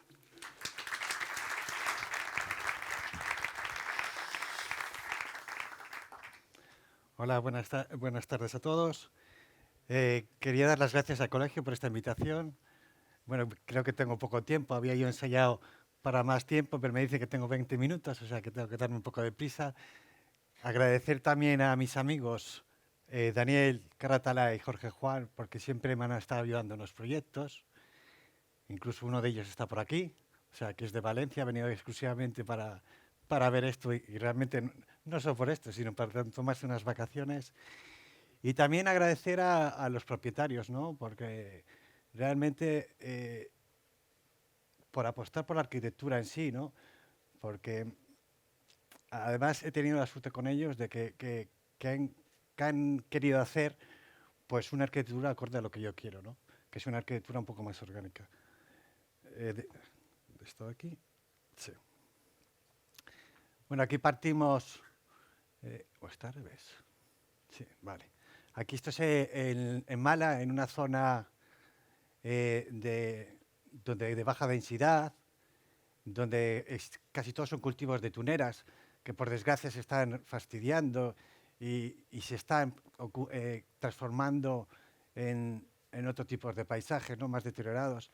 También lo que pasa que aquí no se ve muy bien es que van apareciendo en este paisaje de cultivos y de viviendas aisladas, ¿no? Típicas de la zona rústica, pues están apareciendo unas manchas negras correspondientes a jardines, que lo que está creando es un mestizaje en el paisaje, ¿no? y va cambiando poco a poco pues ese uso más agrícola por el uso simplemente residencial, ¿no? Aquí. Bueno, estas son unas fotos de casas, de construcciones que están alrededor. Y aquí lo que quiero mostrar, pues más que nada, es porque aún mantiene esos rasgos de arquitectura tradicional, ¿no? de propio Lanzarote.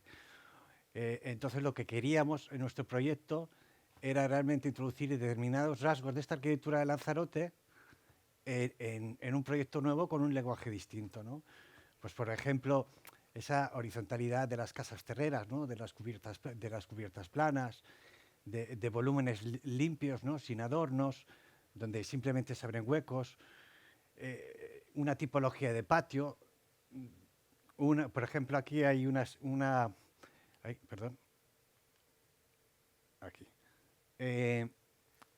rehabilitación donde los muros también entran dentro del paisaje, ¿no? Entonces, esos puntos los queríamos introducir pues, en nuestra propuesta, ¿no? Haciendo como una relectura de lo que es el lenguaje tradicional y actualizarlo, ¿no? Aquí, pues bueno, este es como estaba anteriormente, antes de empezar la construcción, ¿no? De hecho, como jamás pensé que iba a estar yo aquí exponiendo esto, ni siquiera presentarme en concurso, porque realmente es el primero que me presento.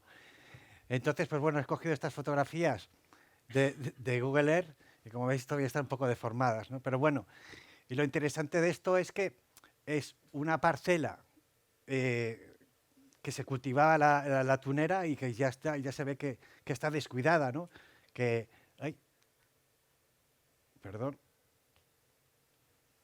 aparecen unas plantas ahí de mal país que no tiene sentido. Y sobre todo destacar que desde la propia carretera se puede ver todo lo que es el paisaje, ¿no? Que tenemos ahí un fondo de las siluetas de los volcanes y que podemos ver, por ejemplo, el océano, ¿no? Este es desde otro punto de vista, porque una de las condicionantes que querían los dueños era introducir esas vistas, pues bueno, vemos que tenemos pues realmente unas vistas muy amplias que queríamos introducir dentro de la vivienda, ¿no? Bueno, esto es el plano de situación. ¿Y por qué elegimos ese sitio? Realmente, principalmente era por mantener esta visión que por las circunstancias y por el urbanismo o la legislación urbanística, lo que está produciendo es que solo se puede construir en los límites de los caminos. Es decir, tienes una franja muy limitada que lo que hace es que se aproxime las edificaciones al camino, ¿no? Y creo que se está perdiendo un poco esa idea de ver casas metidas en ese paisaje y lo que se está como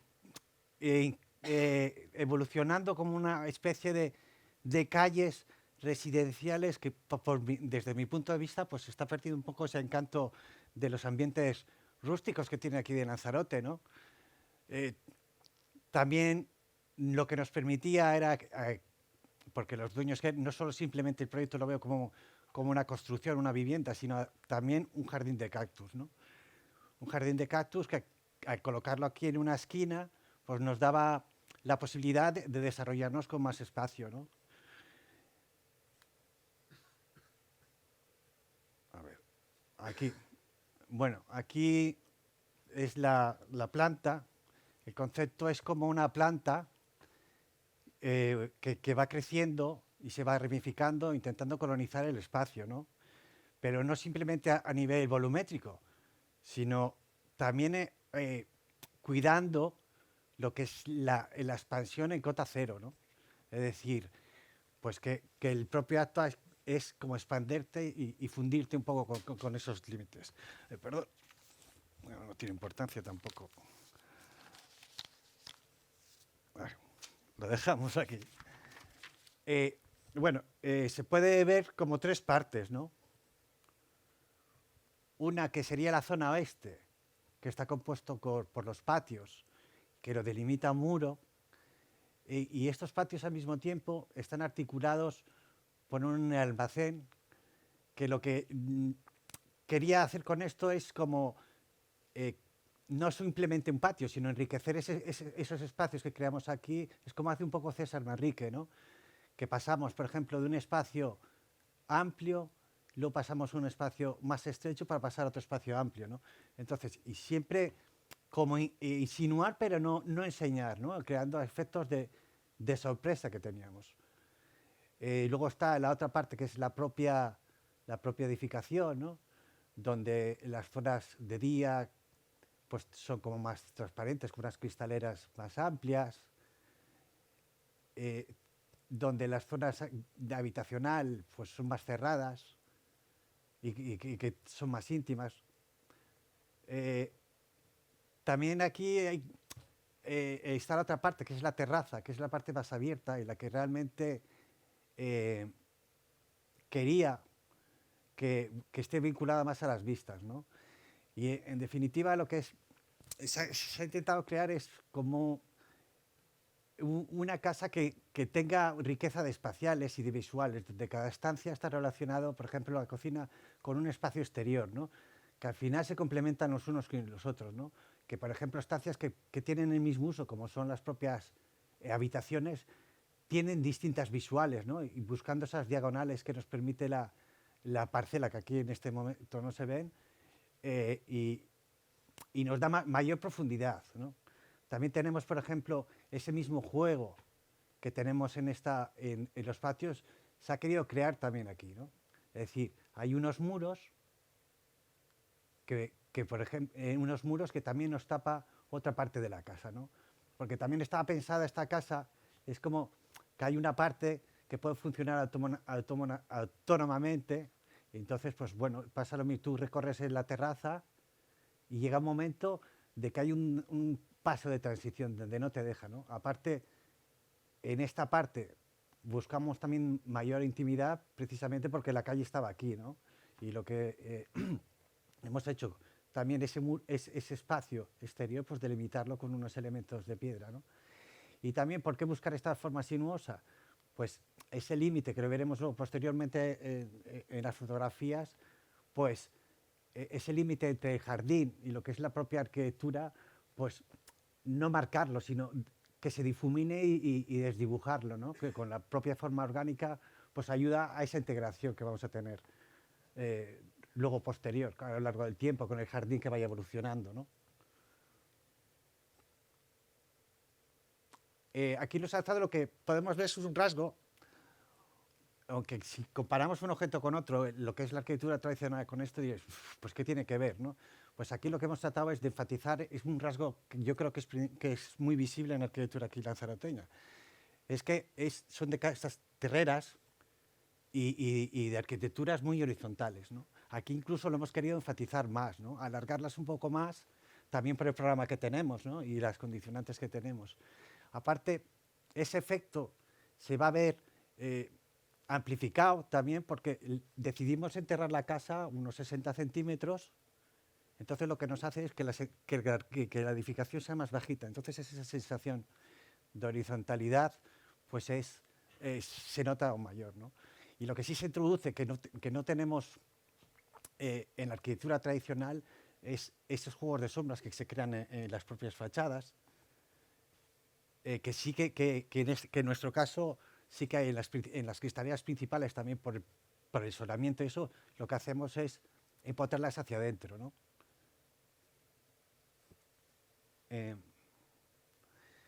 Aquí ya, pues bueno, esa arquitectura también lanzaroteña, donde la composición de las fachadas es muy sencilla, donde realmente son volúmenes limpios, ¿no? Donde no hay adornos, donde el propio volumen define la arquitectura.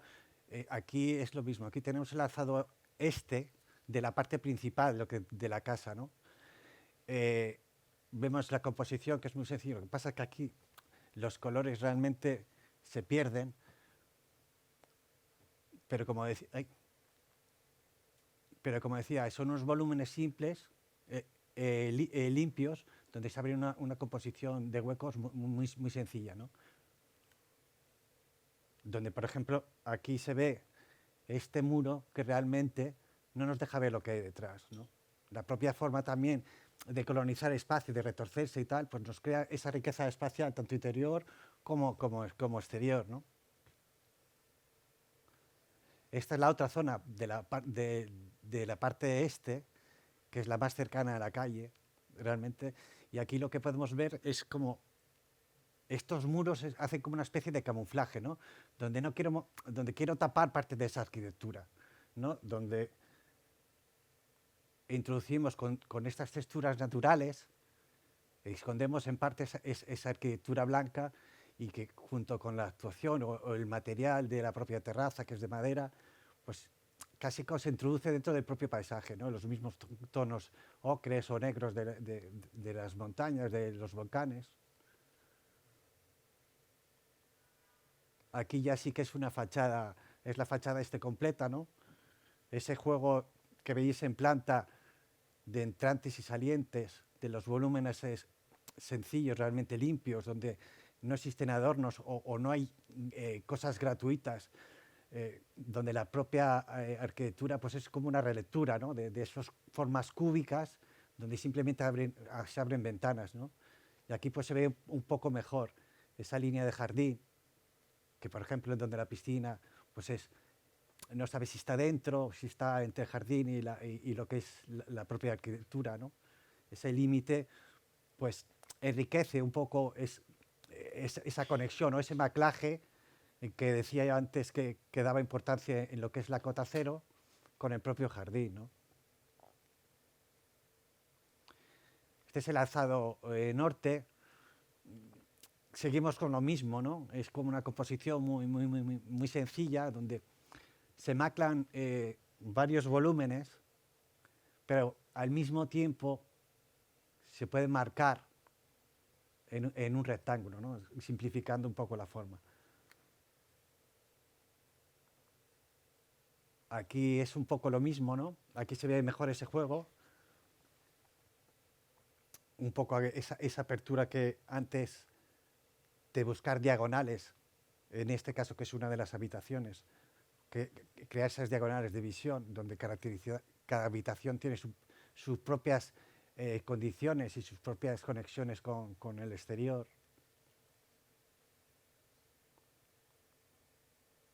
Este es, este es el alzado este, que es más cerrado, donde están los patios.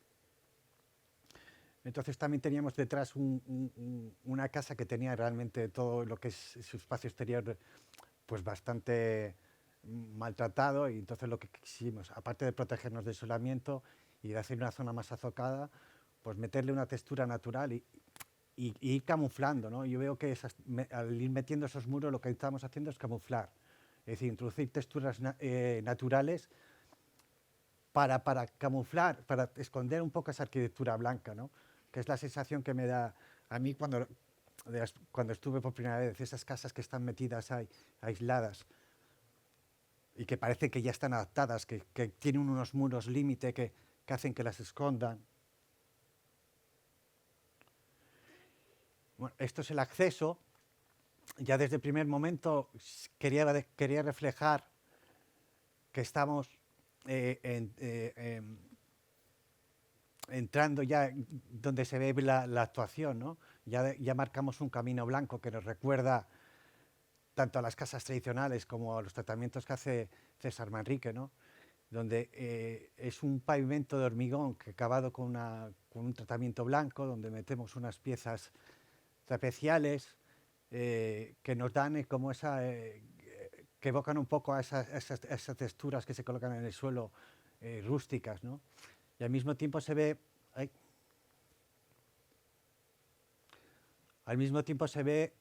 que está la entrada, pero que no nos deja ver lo que hay detrás, ¿no? Este muro curvo nos insinúa, pero no nos deja ver. Es decir, eso es lo que denomino yo ese efecto sorpresa, que también se puede ver en la fundación, ¿no? De que vas vas en una burbuja, pasas a otro sitio y no sabes dónde y te encuentras con otro espacio y dices, hombre, aquí ya, pues bueno, es el patio más grande, o la zona del patio más grande, que se funde el blanco, ¿no? Con el suelo, el blanco de las paredes con el suelo, donde se ve esa transferencia y esa relación de los espacios, de los espacios interiores con los espacios exteriores, donde delimitamos con una textura natural, ¿no? Introducimos elementos naturales que el propio tiempo hará que estos espacios vayan evolucionando, ¿no? Y se vayan enriqueciendo, ¿no? Creo que esa conexión entre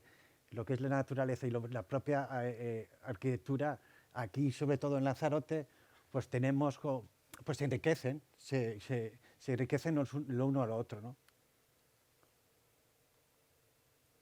Esta es la otra zona del patio, donde destaco esa simplicidad, ¿no? Donde estas formas curvas, que por cierto está aquí muy deformado, suavizan las formas y le dan una continuidad, ¿no? Donde reducimos los elementos a la mínima expresión, donde empotrando la carpintería tanto en suelo como en techo, pues minimizamos ese límite entre interior y exterior, intentándole que desaparezca, ¿no? Aquí lo que podemos ver, esas zonas de transición, ¿no? Que decía, que se insinúa, pero que no dejas ver todo. Entonces, al final tú vas recorriendo la casa y te vas sorprendiendo, ¿no? Te va a decir, anda, aquí hay un espacio, aquí hay otro. Entonces crea curiosidad. Y lo que está bien es que te obliga a recorrerla, ¿no? Para encontrar realmente todas esas relaciones. Esto es aquí el otro patio, y seguiría insistiendo en esa relación siempre. Desde este proyecto es de relacionar y enriquecer los espacios interiores siempre con los exteriores, ¿no? Primero por el clima y segundo porque los patios creo que son unos elementos de uso cotidiano con muchas funciones, ¿no? En este caso son de recibidor, pero son de estar. Con este clima que tenemos, pues nos da esas posibilidades para poder ir desarrollando, ¿no? Aquí pues esa conexión. Lo que pasa que, ya os digo, tampoco tenía previsto hacer esto, entonces sí que se ve esa relación con el interior y el exterior, ¿no? Esa transparencia que aquí no se ve, pero se insinúa con este mobiliario que hay de las zonas abiertas de día de la propia edificación, ¿no? Y ahora pasamos un poco más al interior. esa conexión que os he estado explicando, de que los espacios interiores se enriquecen con los exteriores, ¿no? Y siempre se vinculan a unos espacios. Por ejemplo, en esta zona de día veis que tenemos esta zona de patio, pero no vemos la otra zona. También esta zona que es el salón, pues la vinculación con la terraza, con un espacio muy fluido, que intentamos que la casa sea abierta y que dé la sensación de amplitud, ¿no? Y sobre todo que entre luz. Esta es desde otro punto de vista, desde el salón hacia el comedor y cocina, donde aparece un elemento que querían los propios propietarios, que era como enmarcar, ¿no? Daba norte esta ventana que se utiliza también como banco, ¿no?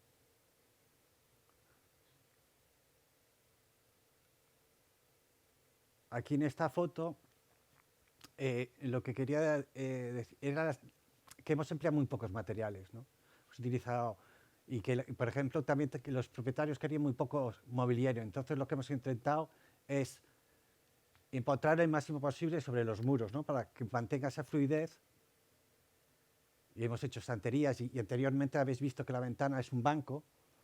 Entonces es como limpiar realmente y empotrarlo en los muros precisamente para mantener espacios muy fluidos. También la textura del hormigón, lo que hemos hecho aquí es un pavimento continuo, ya también nos facilitaba por las propias formas orgánicas, ¿no? Y aparte nos unifica todo lo que es la casa, ¿no? También aquí es señalar, como he dicho antes, que las grandes cristaleras pues estaban empotradas, pues con el voladizo y con esta mancha blanca que parece transición, son los límites del propio volumen. Ese volumen que parecen complicados, pero al final son limpios, ¿no? Son unas líneas en forma orgánica. Y luego pues tenemos aquí pues, el acabado de la terraza, que es madera IP, que es una textura natural, que siempre hace de intermediario entre lo que es el jardín y lo que es el solario, ¿no? Es decir, también que es un hormigón que hemos tratado, ha sido un hormigón fracasado, que ya en seco lo hemos pulido, entonces hemos dejado ver lo que es el árido, ¿no? Y para mí tiene su encanto porque se convierte en un material bastante cálido e incluso hasta rústico, ¿no? Como un aspecto arenoso y que con el picón que se le introduce, pues es como, le da como unas texturas de aquí de Lanzarote, ¿no?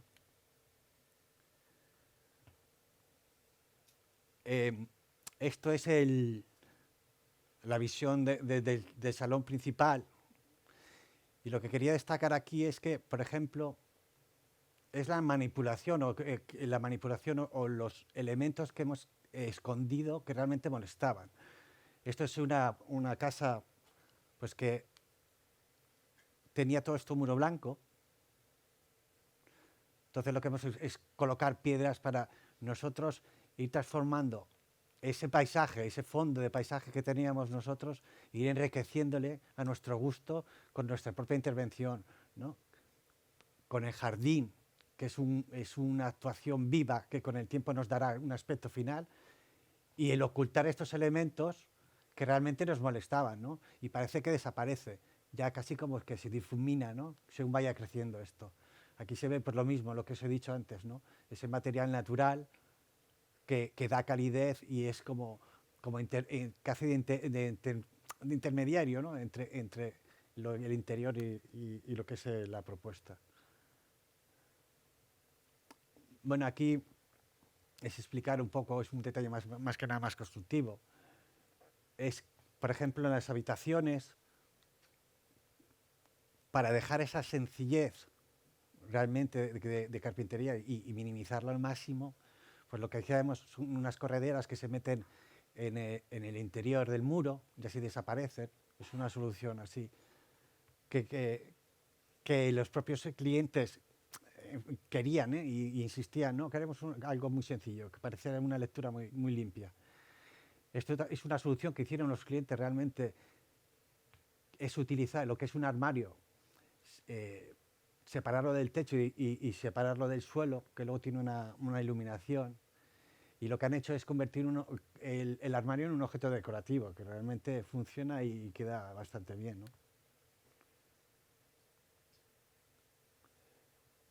Seguimos insistiendo en esa relación, ¿no? Interior-exterior. Por ejemplo, aquí es la zona de la otra sala de estar, donde realmente este muro de piedra nos crea esa intimidad porque la calle está aquí y nos recuerda un poco a esos muros de la Jeria, ¿no? Y aparte protege el jacuzzi que tiene aquí un poco.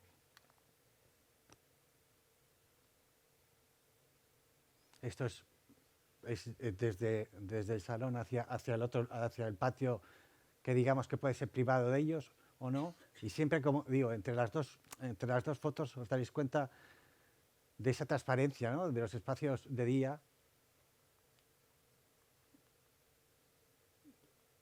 con el exterior, ¿no? Siempre al final no hay que ver el espacio como el interior, sino que se enriquecen y le dan un carácter propio, ¿no? Bueno, esta es la visión más, yo creo que la visión más identificativa de proyecto, donde se ve más claro, ¿no? Donde se ve esa línea sinuosa de jardín, estos muros que nos crean intimidad, o nos crean aquí, vamos paseando y vamos viendo, encontrándonos cosas, donde hemos utilizado distintas texturas en el jardín, desde lo más cercano, con una grava más gruesa, a lo más lejano, que es el picón. Y también darle importancia a esa quinta fachada, ¿no? Que antiguamente pues, no se les daba importancia, pero ahora con todos los medios que tenemos, o con Internet, pues con Google Earth y estas herramientas, pues nos da, lo podemos observar, ¿no? Entonces, lo hemos querido acabar con grava. Es como hacer una acción de, tú excavas, quitas toda la textura y lo vuelves a reponer, ¿no? Es como conservar o difuminar la actuación que has hecho y camuflarla desde otro punto de vista, ¿no? Luego, constructivamente, pues es una casa muy sencilla. Hemos intentado utilizar los máximos materiales de aquí. Son unos muros de carga con un forjado muy convencional, ¿no? Y utilizando ya en el interior, ya habéis visto, hormigón y pladur pintado en blanco y madera de roble en lo que son armarios y puertas.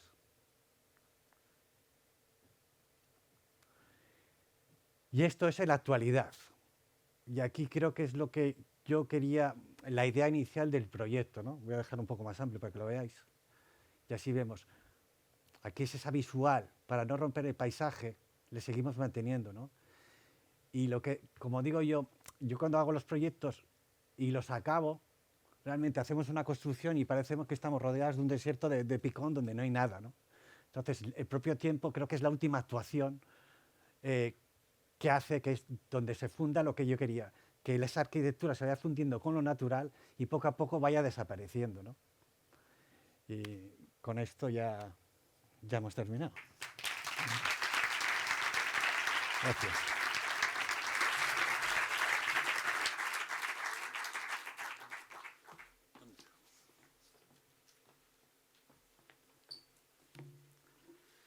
Nada, para esta cuarta y última ponencia, ya en el escenario María Leticia Romero Hernández del estudio X-Studio, ganadores del premio Modalidad Diseño Interior, segundos premios de Arquitectura Miguel Martín Fernández de la Torre. María Leticia es arquitecta licenciada por la Escuela Técnica Superior de Arquitectura de Madrid en el 2006 y miembro del estudio X-Studio, fundado en 2016 junto con Ancor Suárez. En 2018 se incorpora la arquitecta Marta Hernández y en el 2022 se amplía el equipo de trabajo con la incorporación de Paula Díaz. El estudio tiene su sede en Las Palmas de Gran Canaria, en el que desarrolla trabajos de arquitectura, urbanismo e interiorismo, especializándose en el diseño integral de espacios residenciales. La filosofía del estudio se basa en afrontar cada intervención como una oportunidad para explorar, trabajando en la idea de proyecto como hilo conductor desde el inicio hasta el detalle a pequeña escala. De esta manera se persigue la búsqueda de soluciones singulares en las que la definición espacial y material de cada proyecto formen un único conjunto. Con ustedes, María Leticia Romero y su ponencia Naked House.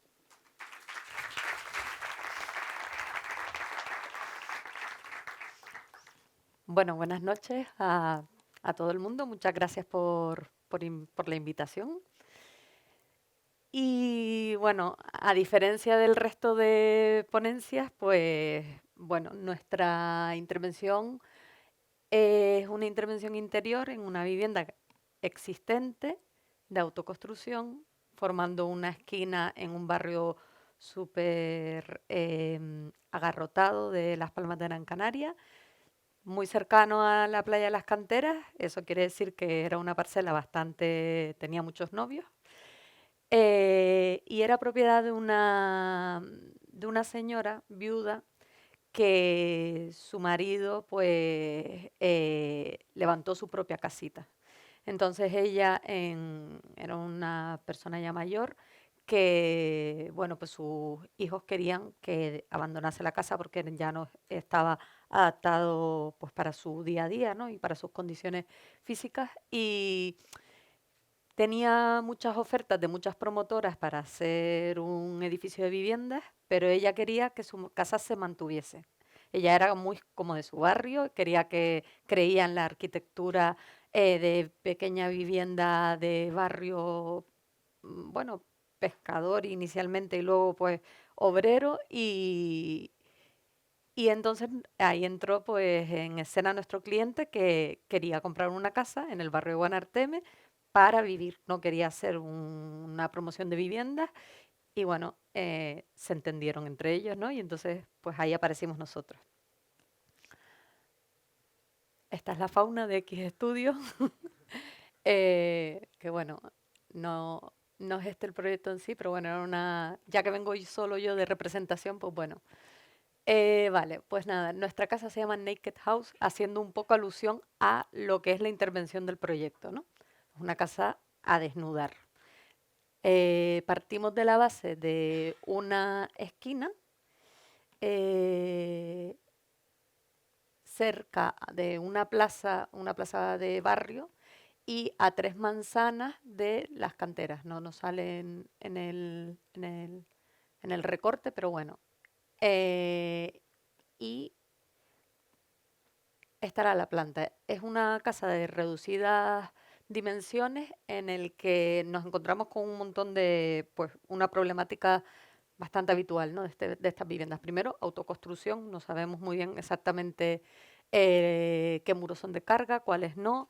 Segundo, estos espesores, la mayor parte del tiempo no son muros de carga, son muro cajón o una amalgama de soluciones que, bueno, pues que están ahí, pero no nos daban mucha fiabilidad, ¿no?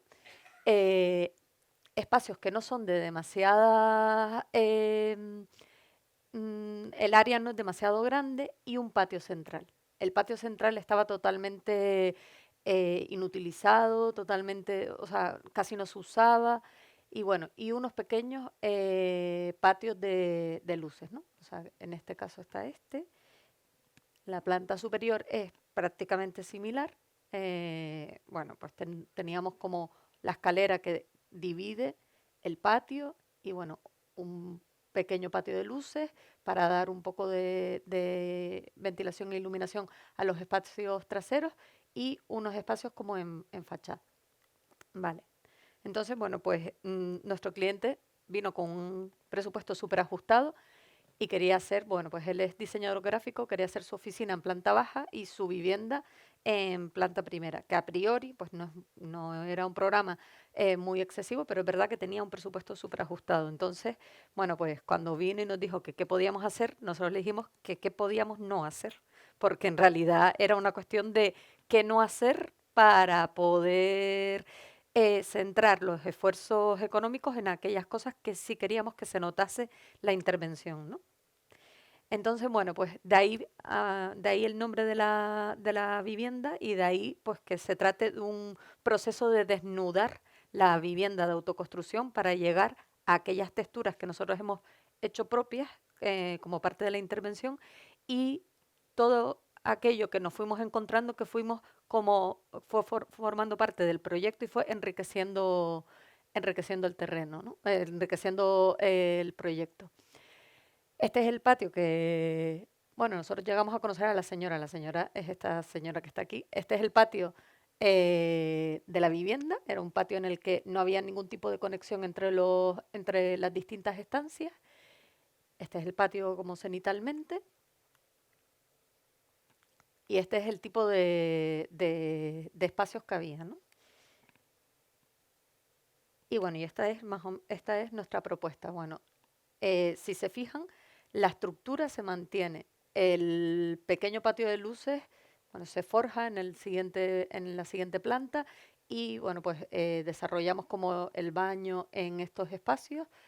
En la siguiente planta la ducha está dentro de lo que era el patio, entonces pues aprovechamos el lucernario.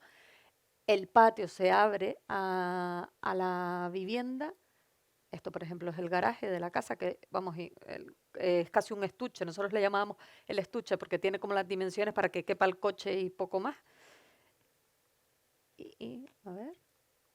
Y en planta, bueno, perdón, en planta baja es el estudio de él es diseñador gráfico, pero el patio forma parte de la vivienda, es decir, es como parte del día a día de su estudio, pero también a su vez es el espacio de reunión de pues, cuando tiene un cumpleaños, una comida familiar, o sea, es como que se vuelca la vida de la primera planta a la planta baja. Y bueno, este es el desarrollo de la vivienda, es una vivienda bastante austera, en el que simplemente contábamos con 2 habitaciones, un espacio de salón, una cocina donde ya existía la cocina y un baño exactamente donde está el de la planta baja. Aquí, claro, como teníamos un presupuesto súper ajustado, también teníamos como que concentrar las instalaciones, o sea, era como un ejercicio de mínimos, ¿no? En todos los casos. Eh, entonces, claro, ¿qué hicimos? Bueno, pues la vivienda se conserva prácticamente casi como está, y todos los esfuerzos o todos los añadidos queríamos como que se notasen. Entonces, bueno, pues le queríamos dar vida al patio, y entonces las texturas como a aportar, las que son nuevas, se incorporan en el patio, ¿no? El mobiliario está siempre como en el límite entre los espacios o en el límite del patio. Y bueno, teníamos arriba como una pequeña cubierta, pero importante como darle esta presencia así al patio. Esto viene a ser lo mismo. Entonces, nuestro proyecto fue casi como una hoja de ruta y luego fue enriqueciéndose en obra. Entonces, bueno, Ancor casi siempre, ¿no? Mi compañero iba todos los días a la obra y todos los días veía a ver qué podíamos rescatar. Entonces, lo primero que hicimos fue prácticamente decapar todo lo que había para ver exactamente cómo se había construido la vivienda, porque había sido hecha como en distintas fases, en distintas etapas y distintos medios constructivos y soluciones constructivas. De repente el patio tenía un muro a cajón de hormigón, de repente teníamos ladrillo sílico calcáreo, bastante habitual en la época en la que se construyó la vivienda, que fue como en los años finales de los 40, principios de los 50. Solo hubo un forjado que no se mantuvo el pavimento, porque el de planta baja se mantuvo, pero cuando quitábamos azulejos o cuando quitábamos revestimientos cerámicos, pues teníamos como estas texturas que, como la intervención era de casi desnudar, pues todo aquello que nos iba enriqueciendo los espacios, pues nos los íbamos como apropiando. O sea, fue casi un ejercicio de apropiarnos todo aquello que estaba escondido en la vivienda, ¿no? Vale. Y esta sería nuestra solución del patio. En planta baja desnudamos el patio, asumimos el pavimento de granito que existía, y en las otras 2 plantas, como no teníamos mucho presupuesto, lo que hicimos fue mantener los dinteles, los huecos son los originales y lo que hicimos fue llevar los huecos hasta suelo. Entonces, lo que siempre queríamos era tener conexiones visuales entre las distintas estancias, que no eran de tamaño muy, muy grande, ¿no? Y a su vez conexiones entre plantas también. Este es nuestro patio visto desde planta baja y, por ejemplo, el enfoscado es nuevo, pues bueno, solo enfocamos hasta el límite donde queríamos mantener las texturas, que a su vez era también el límite de la losa de hormigón vista que hacía un poco como del corredor de planta primera. Inicialmente había un lucernario y nosotros cambiamos el lucernario para un poco atrapar la luz dentro de la vivienda y un poco que esto que se refleja aquí pudiese suceder. O sea, que estés en un dormitorio y puedas tener como conexión no solo visual, sino que puedas hablar y tal con otra persona que está en la vivienda o que puedas conectar con una comida en planta baja o lo que sea.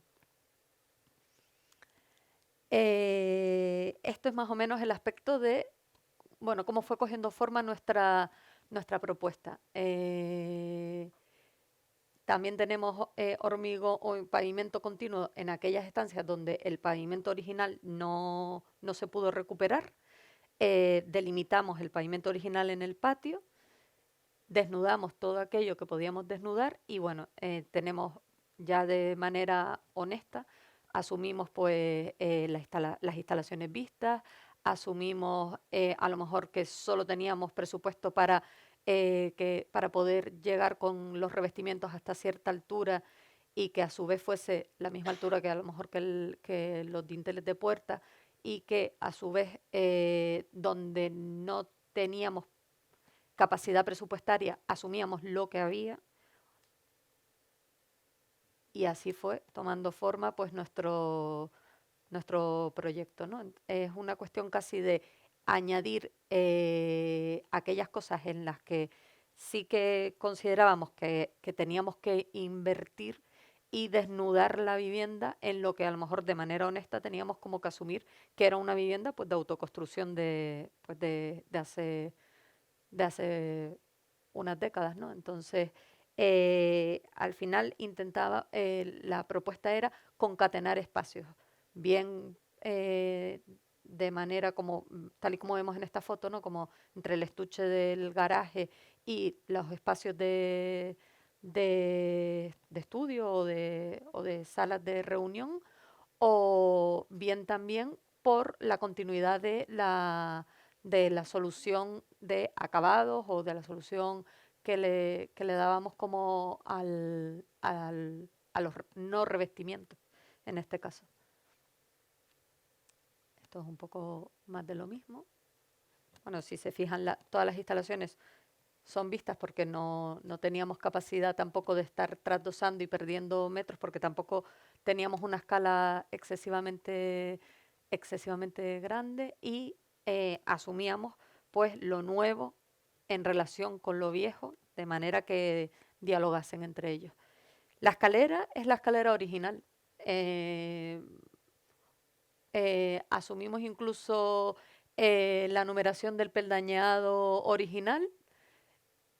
Pintamos de blanco lo que considerábamos que había que pintar, desnudamos las losas en aquellos casos en los que considerábamos que había que desnudarlo. De repente encontramos un muro pues, de Callao y nos pareció súper interesante y entonces abrimos la escalera y generamos una entrada de luz, o sea, un lucernario que ocupa toda la escalera y entonces pues ya le dábamos como un poco de sentido a esta textura que nos aparecía aquí, que bueno, que a medida en función del soleamiento, pues va cambiando como un poco la caja de escalera que hace también como de espina de pez que divide los espacios de la vivienda. Esto es un poco lo que comentábamos antes. Este hueco era así y nosotros lo que hemos hecho es básicamente rasgar verticalmente los muros para que las conexiones fuesen pues las que pretendíamos entre los distintos espacios, asumiendo que no teníamos capacidad para estar suplementando un dintel o haciendo aperturas de huecos de mayor escala, ¿no? El saneamiento, igual que la instalación eléctrica, pues si tenía que estar vista, estaba vista. No teníamos problema en desnudar la casa. Bueno, como nuestro cliente es diseñador, pues es verdad que todas sus ilustraciones nos sirvieron bastante como para darle contenido, ¿no? a una vivienda que de por sí ya es bastante austera. Esta es la cocina. La cocina está en la posición donde estaba la cocina original. Y bueno, simplemente dejamos como huella el panda, ¿no? El mortero de agarre del azulejo una vez que quitábamos el azulejo anterior, y simplemente hicimos un continuo de microcemento en aquellas superficies que es necesario pues pasar un paño o lo que sea, pero el resto pues lo asumimos como quedaba. Aquí un poco más de lo mismo. La conexión entre pues, el exterior, cómo se concatenan los espacios entre el exterior, el patio y las habitaciones como que están en una posición más desfavorable, más en las medianeras traseras. Y cómo se relacionan entre ellos los distintos espacios que todos vuelcan al patio. Bueno, esto es un poco lo que hablábamos antes. Nuestra única modificación estructural fue cerrar este patio. Entonces, en planta baja tenemos un aseo, bueno, un cuarto de baño. Y en planta primera, que es el cuarto de baño de la vivienda, la ducha está ocupando lo que venía a ser el patio de luces de la vivienda. Aquí volvemos a tener este mismo lenguaje austero de enmarcar las entradas de luz y dejar desnudas aquellas zonas en las que considerábamos que no era, no aportaba al proyecto añadir una capa, sino más bien pues desnudar, ¿no? Este sería más o menos nuestro mapeo de texturas en la vivienda y cómo las incorporamos en los distintos paramentos, y esto es todo.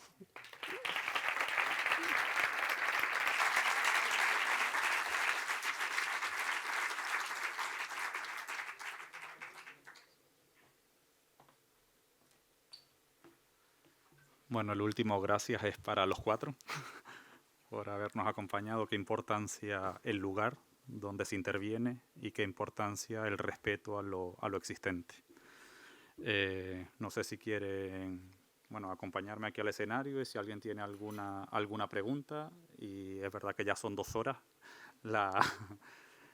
pero bueno, por si quieren conocer algo más del proyecto.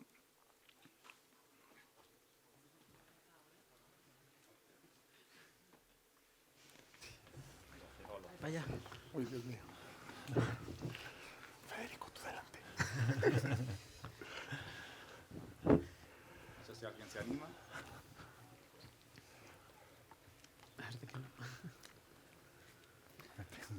Creo que Es más fácil con el vinito ahí fuera. Sí. ¿No? Pues nada, gracias a los 4. Gracias. ¿Qué es de Bilbao?